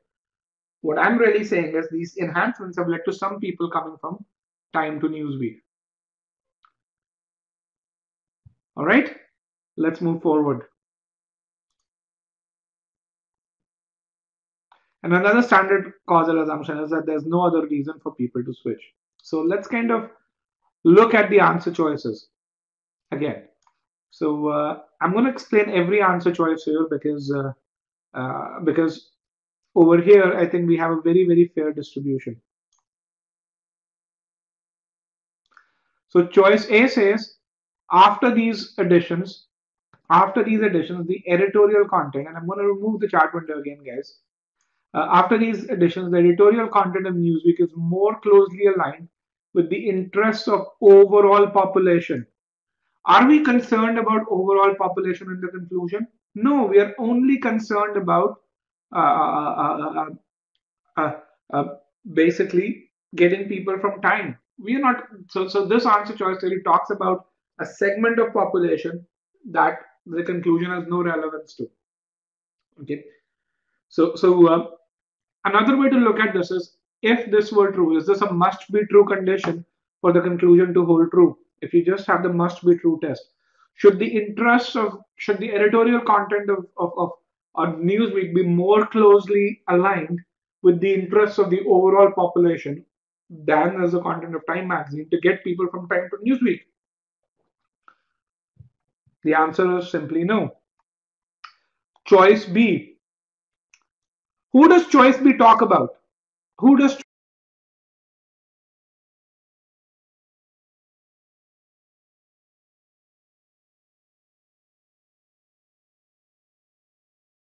subscribers, right? Newsweek readers. Are we concerned about people who read Newsweek? Are we concerned about that in conclusion? No, we're talking about getting people from Time, right? Let's look at choice D. Choice D says the growth in the Newsweek subscribers is due to its recently revamped advertising program. It kind of presents an alternate reason for the growth. It is a weakener. It is a weakener. It's not something that is an assumption. Assumption must support the conclusion. A weakener actually goes against the conclusion, right? Let's look at choice C, the quality of editorial of Time magazine. I will explain choice A again, Ankit.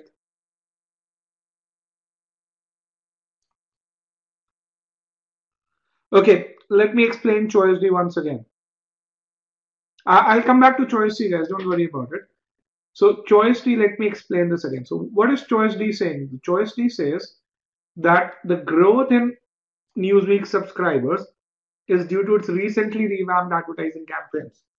If the growth in Newsweek subscribers is due to the advertising campaigns, then will the conclusion still hold true? Where the conclusion is saying that the enhancements led to people coming from Time magazine to Newsweek. Will the conclusion still hold true then? If the growth is due to the recently revamped advertising program? No, it won't, right? So if the conclusion doesn't hold true in the presence of this answer choice, then can this be an assumption?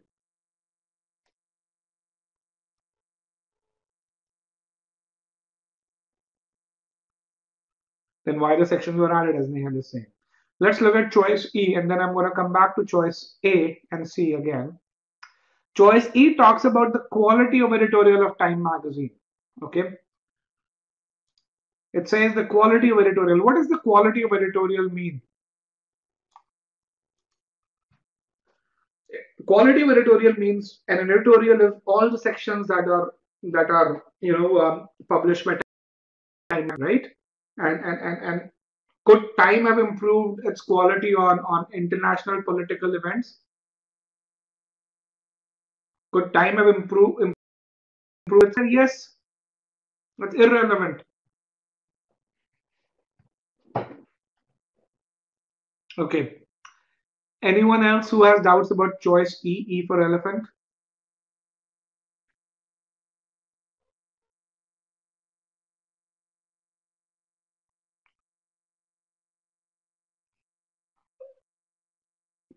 Okay, let's look at choice A again. Choice A says after these editions, so it talks about the editions, so it keeps you interested. The editorial content of Newsweek is more closely aligned with the interests of the than is the content of Time magazine. Okay, so let's look at choice A first, Kansham. Then we'll come back to choice C.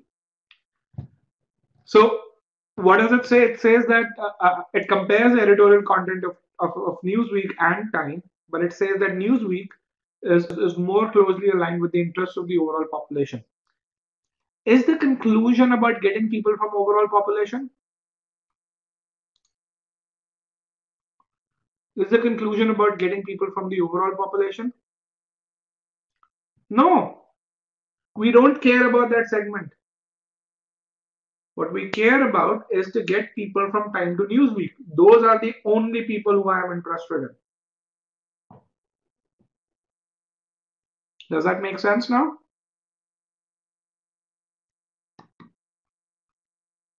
Okay, let's look at choice C.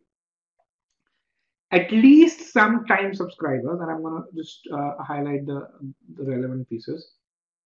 At least some Time readers like the content editions from Newsweek more than the corresponding content from Time. Okay, so for someone to switch from Time to Newsweek, should they, because of these two enhancements, right? Shouldn't they like that? Shouldn't they like the content offered by Newsweek better than the content offered by Time? That's a prerequisite. That's a minimum condition for someone to switch from Time to Newsweek. If the switch is because of these two enhancements, right? And which is what the conclusion is all about. The conclusion was that they were getting people from Time to Newsweek because of these enhancements. For that to be true, some of those Time subscribers should like these two enhancements better than the corresponding content from Time.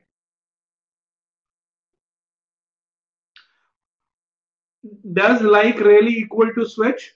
Shweta, not necessarily. But if you don't like it, you're definitely not going to switch over.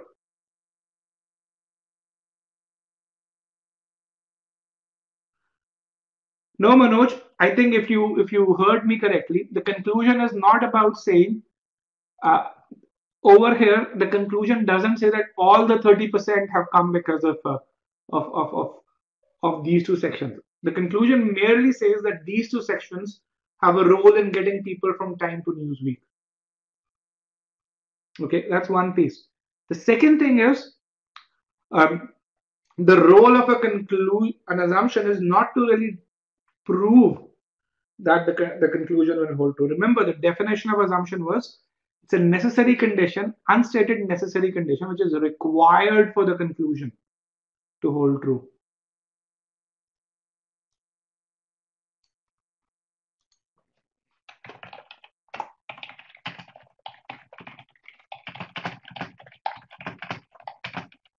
right? That is what the assumption was. That is what the assumption was. Okay. The assumption doesn't say that it proves that the conclusion will true. It's very different from that. Explain using the negation test. All right, let's look at the negation test. Oh, let's actually get the negation test over here itself. Where is we're going to use this note spot, and again the three facts.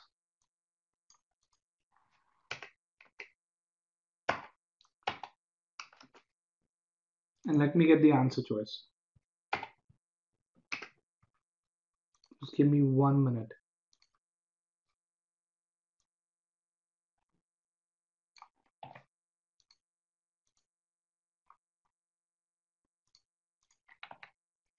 Okay, I'm going to reduce the font, reduce the size over here.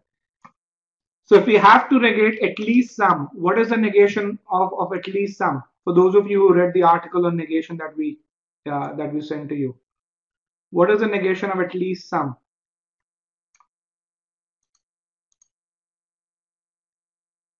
None, right? So the negated statement is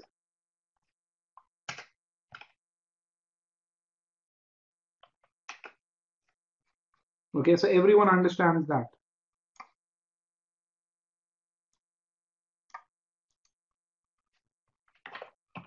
None of.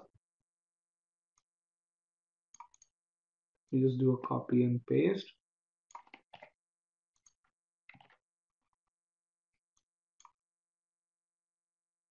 So what happens to your conclusion if, and let me put the negated statement in red.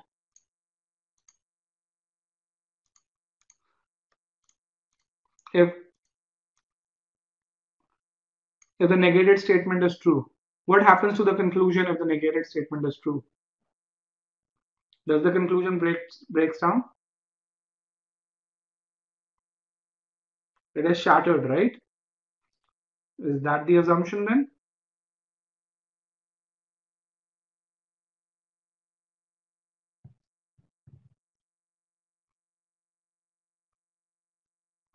AJ says, what if time didn't have any sections? Even then the statement holds. Even if time didn't have these sections, right? So let's look at the last question for today. Let's increase the size of the presentation. Just hold on 1 second, guys. And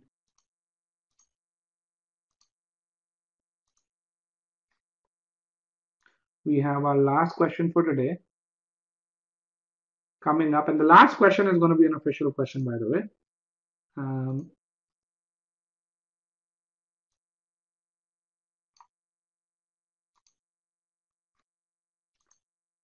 It's a question that probably a number of you have seen, but we're going to discuss this because we're going to talk about clarity of understanding in this. So I'm going to give you another 2.5 minutes to answer this question. I'm going to reopen this poll. Let's look at this. Minutes, guys.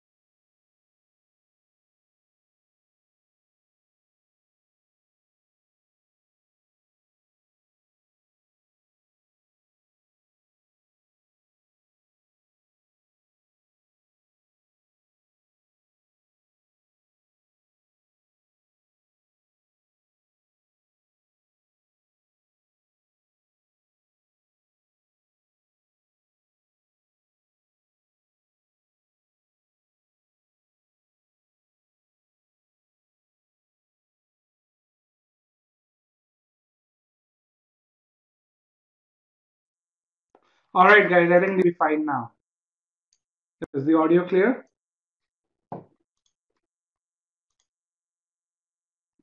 Yes, sorry about that. For some reason, my microphone stopped working.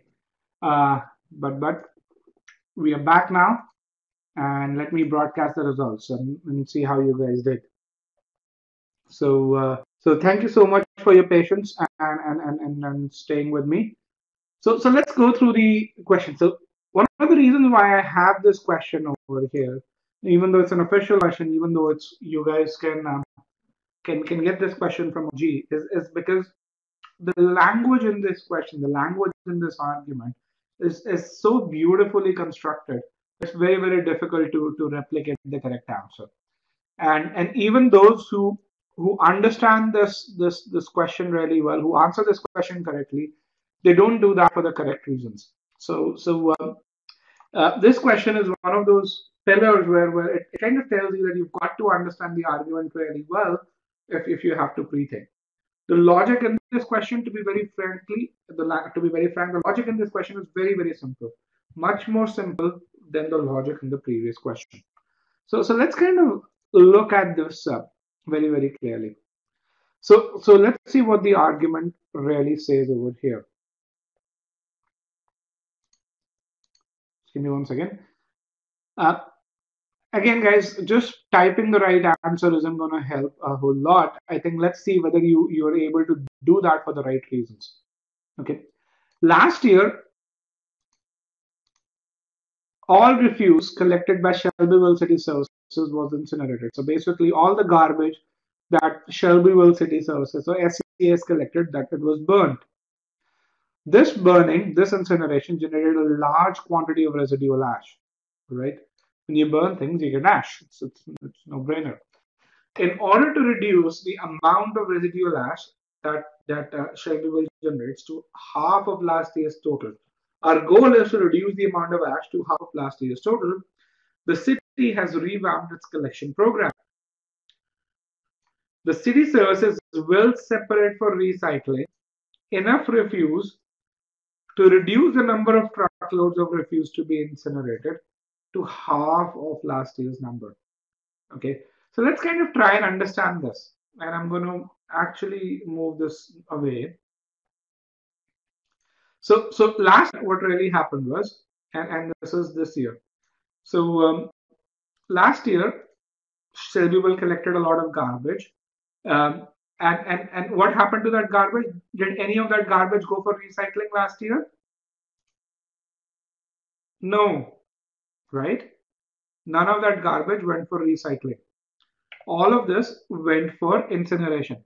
Now let's assume that one garbage can is one truckload. So how many truckloads went for incineration last year? How many truckloads went for 10 truckloads?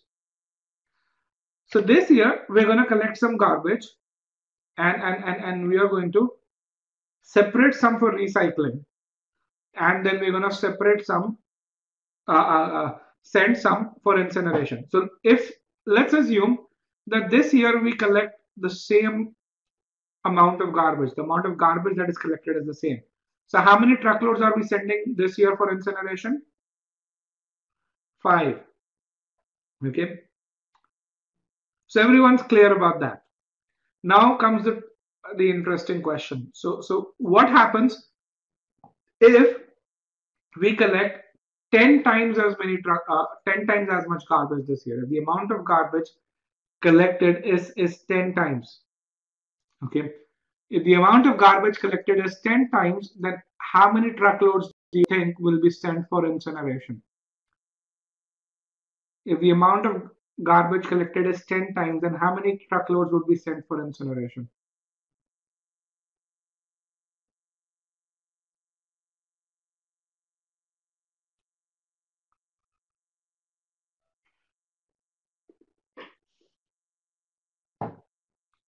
Okay, another 5 seconds. 5. Once again, if we collect 10 times as much garbage this year as we collected last year, how many truckloads would be sent for incineration or to be burned? Okay, 5, 4, 3, 2, and 1.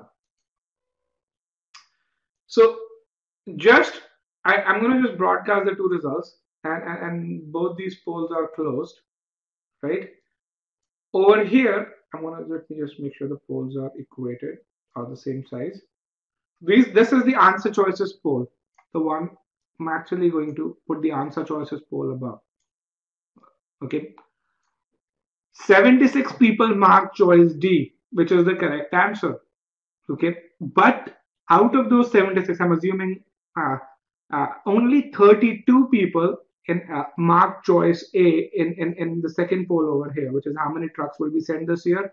Only 32 people were able to get that right, which actually shows that a majority of those 76 are answered that question correctly without understanding the argument completely. And let's look at it why the answer is 5. Okay, and that's why I said it's understanding the argument that's important. Okay, so let's look at the last statement over here, and that's where the beauty of the argument lies in. This year,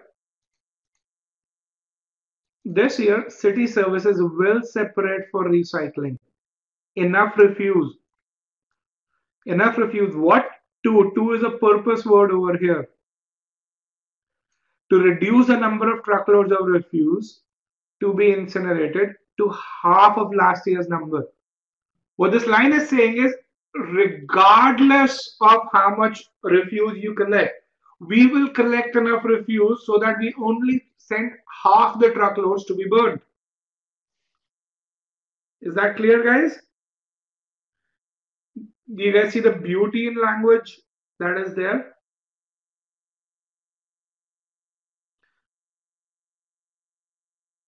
What the separation, the city services are saying is, no matter how much garbage we collect, even if we collect 100 times more garbage, we are only going to send half the truckloads, and half is compared to the last year's number, okay, for incineration. Read the last line again. This year, city services will separate for recycling. Enough refuse.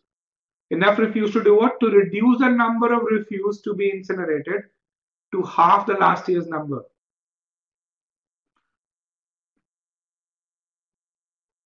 Yes, Amita, the correct is 5 for the second poll.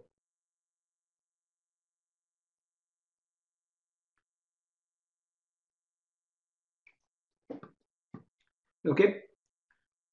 And if the number of truckloads that I'm sending are half of last year's number,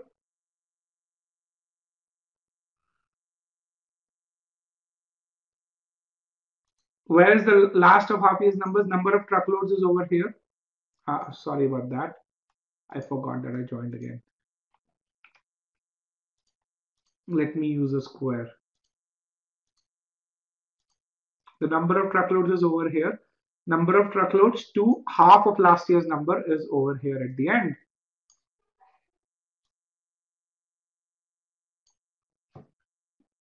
Do you guys see that now?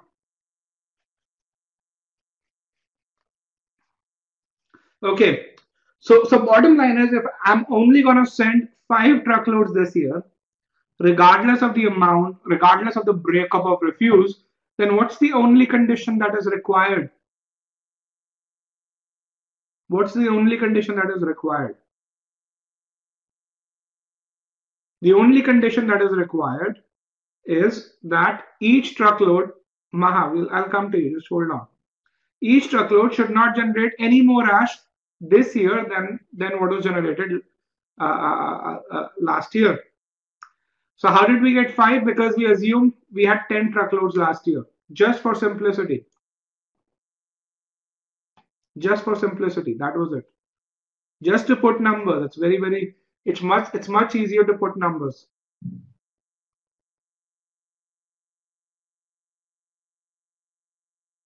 Okay, that's it. There is no complexity in logic.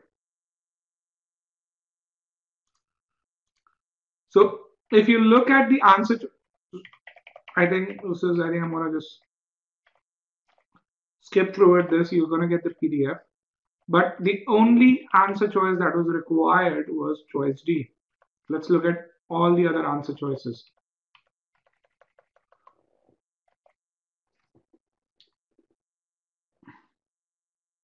Yes, and that is why Michael, understanding the argument is very, very important. And for those of you who've chosen, and let me just get in the answer choices poll again. For those of you, and there are a good number of you who chose choice, this is a 700 level question, by the way. Most of the questions in this session were 700 level. Excuse me. For those of you who chose choice C or choice E, choice E says the total quantity of refuse collected will be no greater than that collected last year. It's irrelevant. Why is it irrelevant? Because regardless of the total quantity of refuse, you are only going to send half the truckloads. Regardless of the proportion of refuse, okay, you're only going to send half the truckloads. So these two choices C and E, which are, I'd say, the two most popular choices, are irrelevant because we're only concerned with ash. How do you get ash? You get ash by incineration, right? And if you're going to get only half the truckloads, then the only thing that matters is how much ash are you generating per truckload.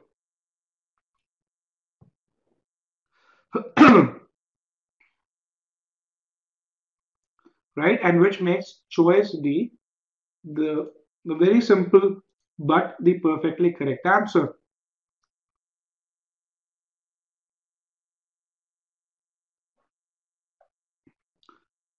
Mridul, what's the aim? The conclusion is, please repeat for C and E. Okay, excuse me. Let me drink some water.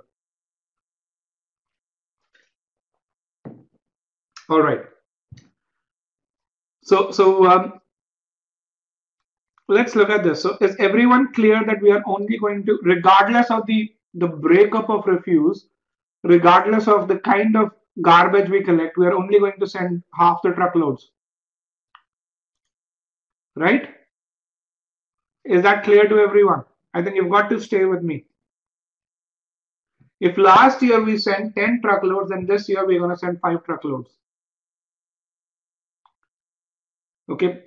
So if that is the case, then the only thing that the quantity of ash depends on is how much ash does each truckload generate, right?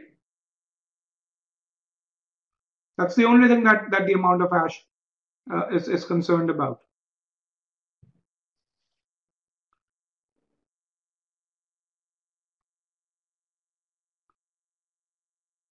All right. So when we look at choice, the total quantity of refuse, is that even relevant? Is this even relevant?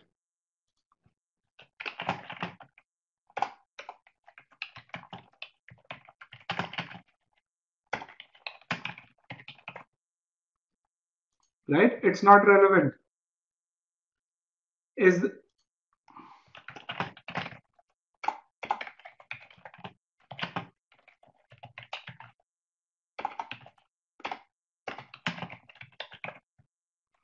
is the proportion of recyclable relevant? We'll apply the negation test if that's what you want. That's a very easy thing.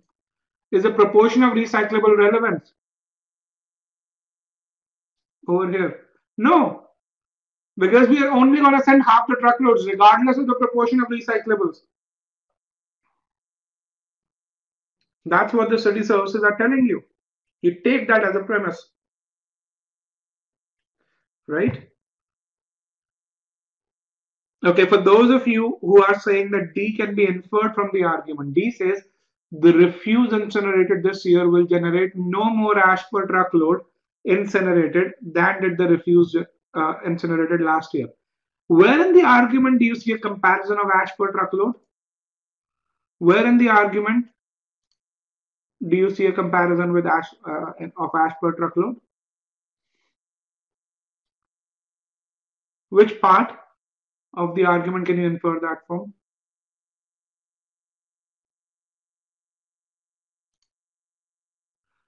Where does it talk about ash per truckload? Last line. The last line talks about the number of trucks. It doesn't talk about the ash per truckload.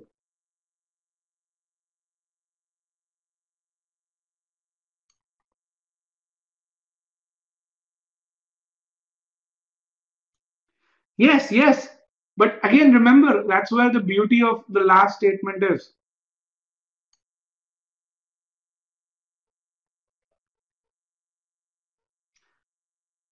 Okay. Is choice C and E and D, C, D, and E, are they clear? For those of you for whom the choice is not clear, I'd recommend you just read through the PDF and look at the explanation once again. Okay.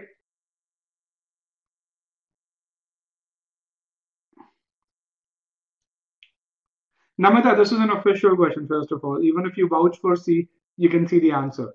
Number two. The proportion of recyclable materials doesn't matter. Why? Because it may be possible that some materials are put in a landfill, right? The key thing is, regardless of what happens, what the city services is saying is they'll separate for recycling enough refuse. And the keyword over here is enough refuse. Why? To reduce the number of truckloads to be incinerated this year to half of last year's number. Is there a condition of recycling or the degree of recyclables for to be met for this? All they're really saying is we are going to separate enough no matter what. You don't worry about it. Okay, choice A. This year, no materials at city services would separate for recycling will be incinerated. I think this can be inferred from the argument. So this is something which is inferred from the argument. So that's why this is not correct. All right, guys. So with this question, we come to the end of the session. I enjoyed this session with you guys a lot. Okay, negation test. Let's look at this. We are 15 minutes past the session. So we will, let's do one thing. We'll post some more questions on our Facebook page. And you guys can really do that. And we will also pose, be happy to respond to the negation test piece on GMAT Club or on our Facebook page. So here is our Facebook page.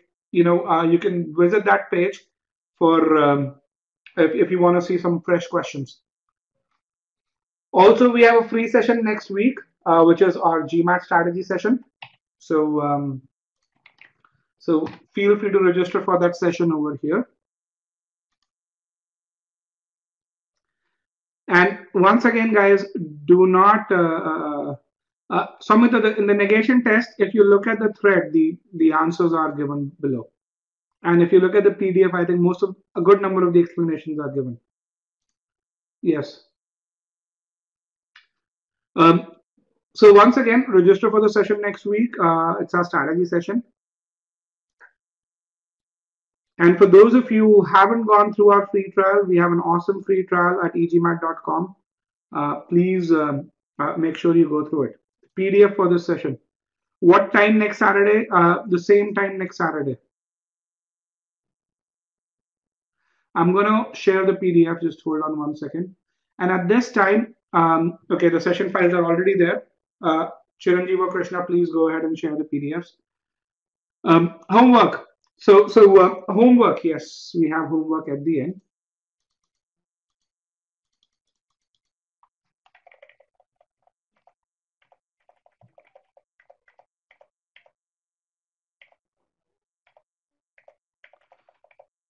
Here is the homework.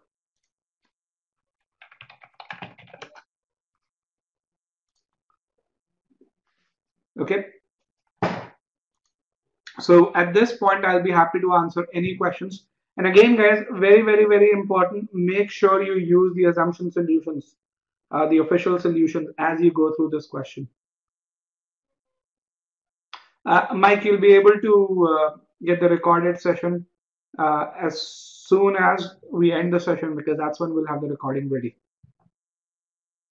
And we're getting the PDF, guys, very, very soon. Don't worry.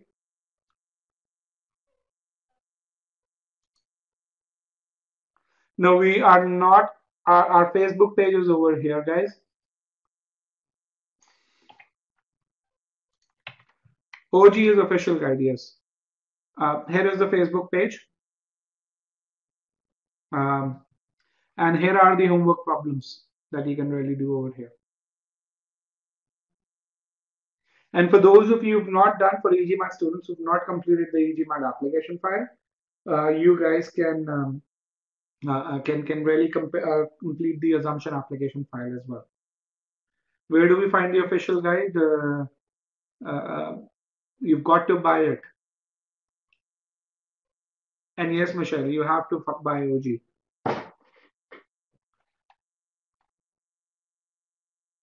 You can buy it from Amazon.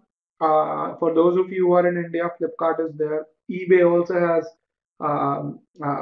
You can get OG on eBay as well. All right, we are just still waiting for to upload the PDF, guys. And here is there are the solutions to the official questions. What's the cost of official guide? I think it's about between $20 and $30.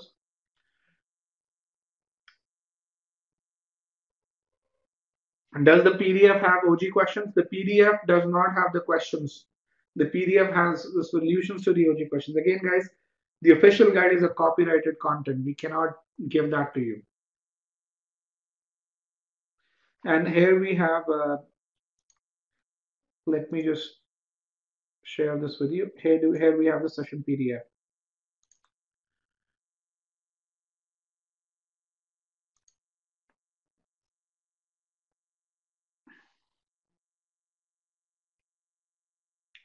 So you can really see the question numbers over here, and they're also in the PDF. Yes, you can re-listen to the session.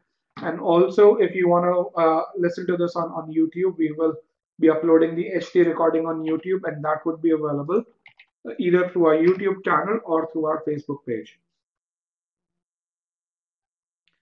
And again, here is a list of free GMAT resources as well. So again, a bunch of free stuff, guys, for you.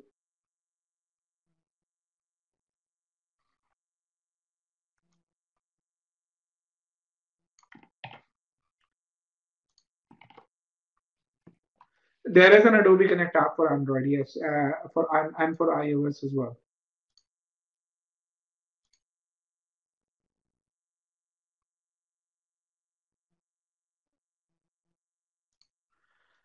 We don't have an e-GMAT app for Android yet, but if you use the Puffin, I think the Puffin browser and a couple of other browsers, you should be able to access e-GMAT.com on Android.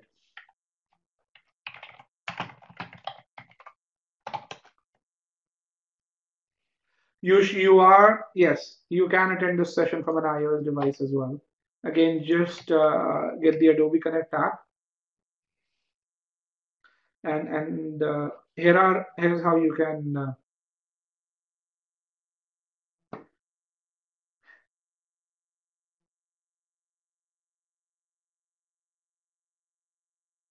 Yes, Priyanka, that's the VLP guys. You guys have a very much more comprehensive study plan. You should just follow that.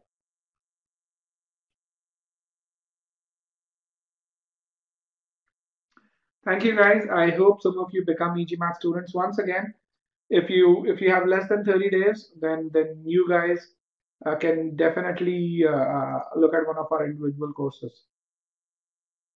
We have 5 mocks right now.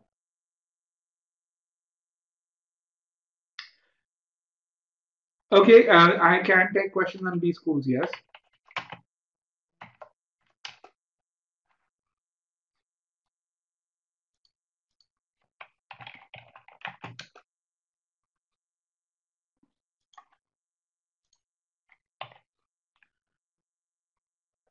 No, you're welcome, guys.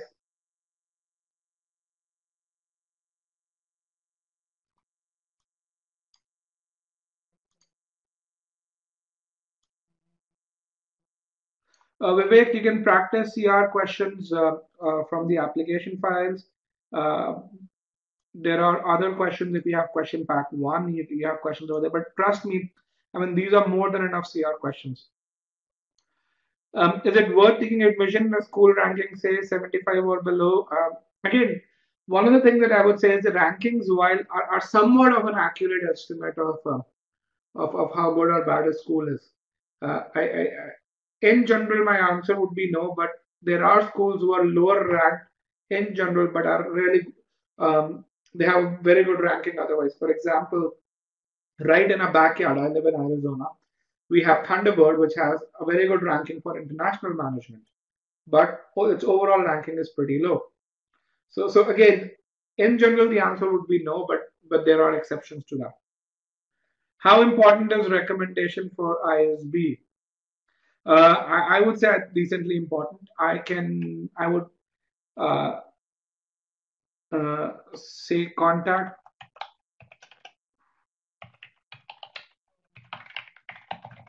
Poonam at myessreview.com. She is ISB's representative for Texas and Arizona. She can probably tell you. Babson, again, it's for me. It was worth doing an MBA from there. I am an MBA from Babson, and fortunately, I had a full fellowship from there, so I didn't pay anything. But so overall, I think what you have to understand is what is it that you want out of an MBA. If let's say what you wanted was to get into consulting, so if you wanted to work for McKinsey, or if you wanted to work as an analyst for Goldman Sachs, then Babson probably isn't the best place to go. It's not that you can't get there. It's just that it's a lot more difficult to get into McKinsey than it is, let's say, from a Yale. However, if you want to go into entrepreneurship, if you want to work with fellow entrepreneurs, it's probably the best place out there.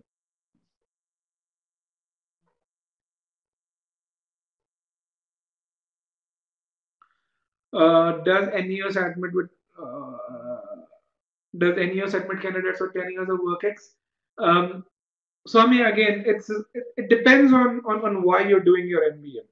When you go to a B school and you say I've my experience was more than the experience of an average student from in the incoming class. The concerns that B schools have is a uh, what value will you add to the class? Will you overpower or will you add some very, very credible value? Number one. Number two, post your MBA, a lot of people or the majority of people who do full-time MBA are looking to change careers. Would you be happy after changing your career? Because remember, folks who have 10 years of experience are already at a certain level, already at a certain pay scale in their own job. And they're always concerned that post MBA, will you be happy with the salary that you get when you do a career change? If you can answer those questions, if you have good reasons, then I'm sure that they would consider your case. Well, which is the best B school in India for entrepreneurship? Chiranjeev, do you want to take that? I don't know as much about B schools in India. Chiranjeev, I think, has done a lot more research than I have. And Chiranjeev is a alumnus of IIM Ahmedabad, so he can really probably address that a lot better.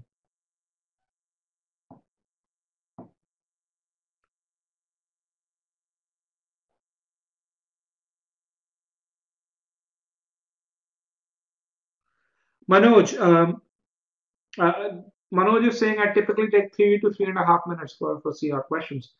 I think the key question for you is to understand why you're spending that amount of time. Most people, and why, even before why, you have to really reduce to really say at what step are you taking longer to read an argument? Are you taking longer to pre-think, or is that a process issue where you're not pre-thinking and doing this back and forth? Once you establish the causality of why you're taking 3 to 3.5 minutes to answer a question, then you can work on improving that.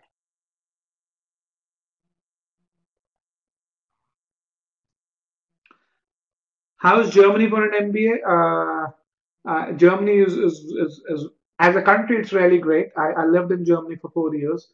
Um, they have some very good B schools and some not so good. One thing that I would recommend is look at the placements from Mannheim, and and the kind of placements that you get after that. And I think that would probably tell you a good picture. If it's the elimination of answer choice, Manoj, that takes time, then you're not doing pre-thinking, I think. Because if you're doing pre-thinking well enough, then the elimination of answer choices is that's where the highest reduction of time happens.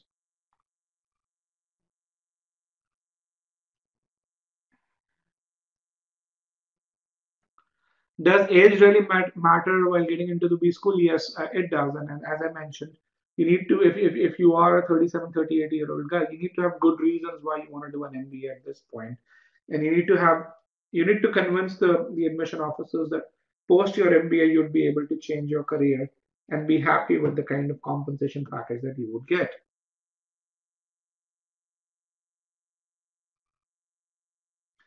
What do you think about LBS and Rotterdam? They're all excellent schools. Here's my email address, guys.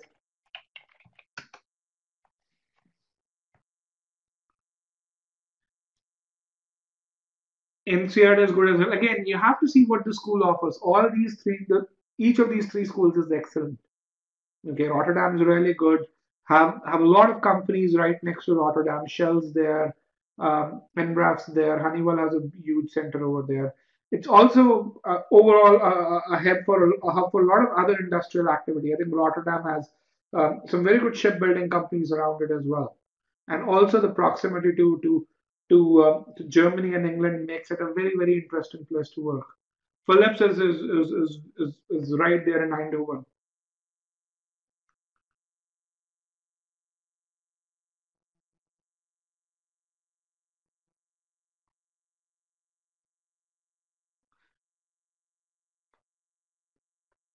Uh, tell me, yes, people at 38 get into B school. So if your answer is can you? Yes.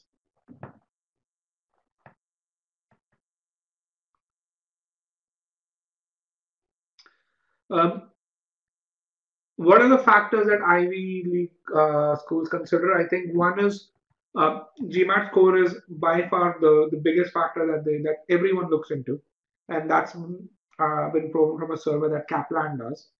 The second thing that they look at is, in addition to your GMAT score, your ACADS, they look at what have you done so far in your career? What evidence of achievement do they see in your career? And do you have good reasons to do an MBA?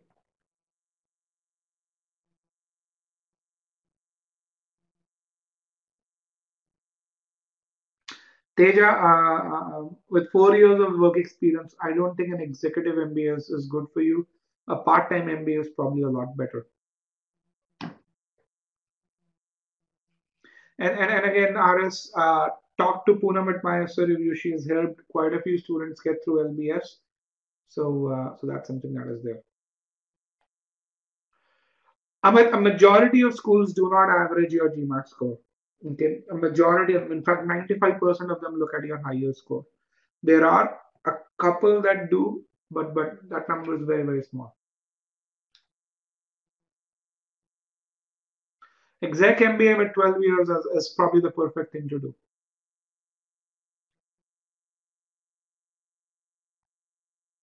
6 years, you're still more like a full time. Uh, Lydia, yes, definitely it is possible to improve from a 570 to a 650 in 30 days. So I would say we've had many students who've done that. You can actually look at that. We have an entire page for success in less than 30 days.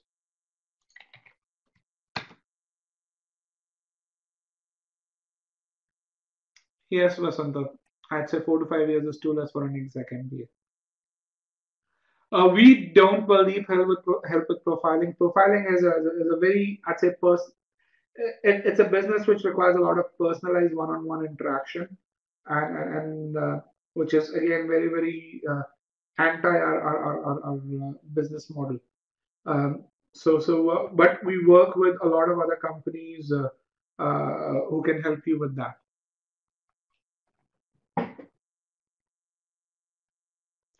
That is correct, Shavi. Scholarships are really tough with low GMAT score.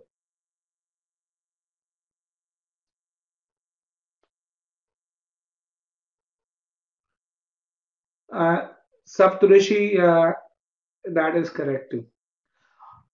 April is probably towards the end. Again, you should contact the admission committees. It's not that that doesn't happen. Okay, so people do get admitted even in May. It just depends on the status of a particular B school. So so I can give you an example. So this girl Aisha was one of our students, and she got admitted in May. So you can really see that.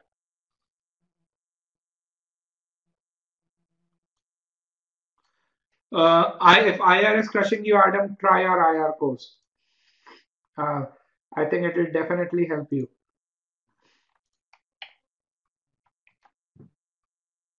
Does CFA help getting into a good school? Not really. I would say not really. What CFA will help you is post your MBA. If you want to go into a financial institution, then it definitely would help you.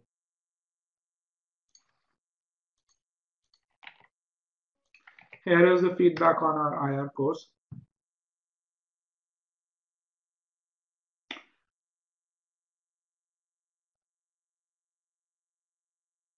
Manoj, we do not offer MBA admissions consulting. For e-GMAT students, we can offer some high level advice, but and we do get some exclusives. For example, last year we hosted ISB for e-GMAT students, but we do not offer MBA consulting. And Valentine, manufacturing operations is a great specialization in Deutschland, as well as I think if you are in the Berlin as well as Frankfurt area, finance is pretty great too. Going to Europe over US for MBA and jobs, Shavi, much less competition when it comes to bright candidates in Europe. I would say relatively. Number one, number two, uh, uh, the work-life balance is a lot better in Europe. However, so are the taxes. So if you're okay with that, then Europe is a great place to live in. You get a ton of vacations, and you get some really good people to work with.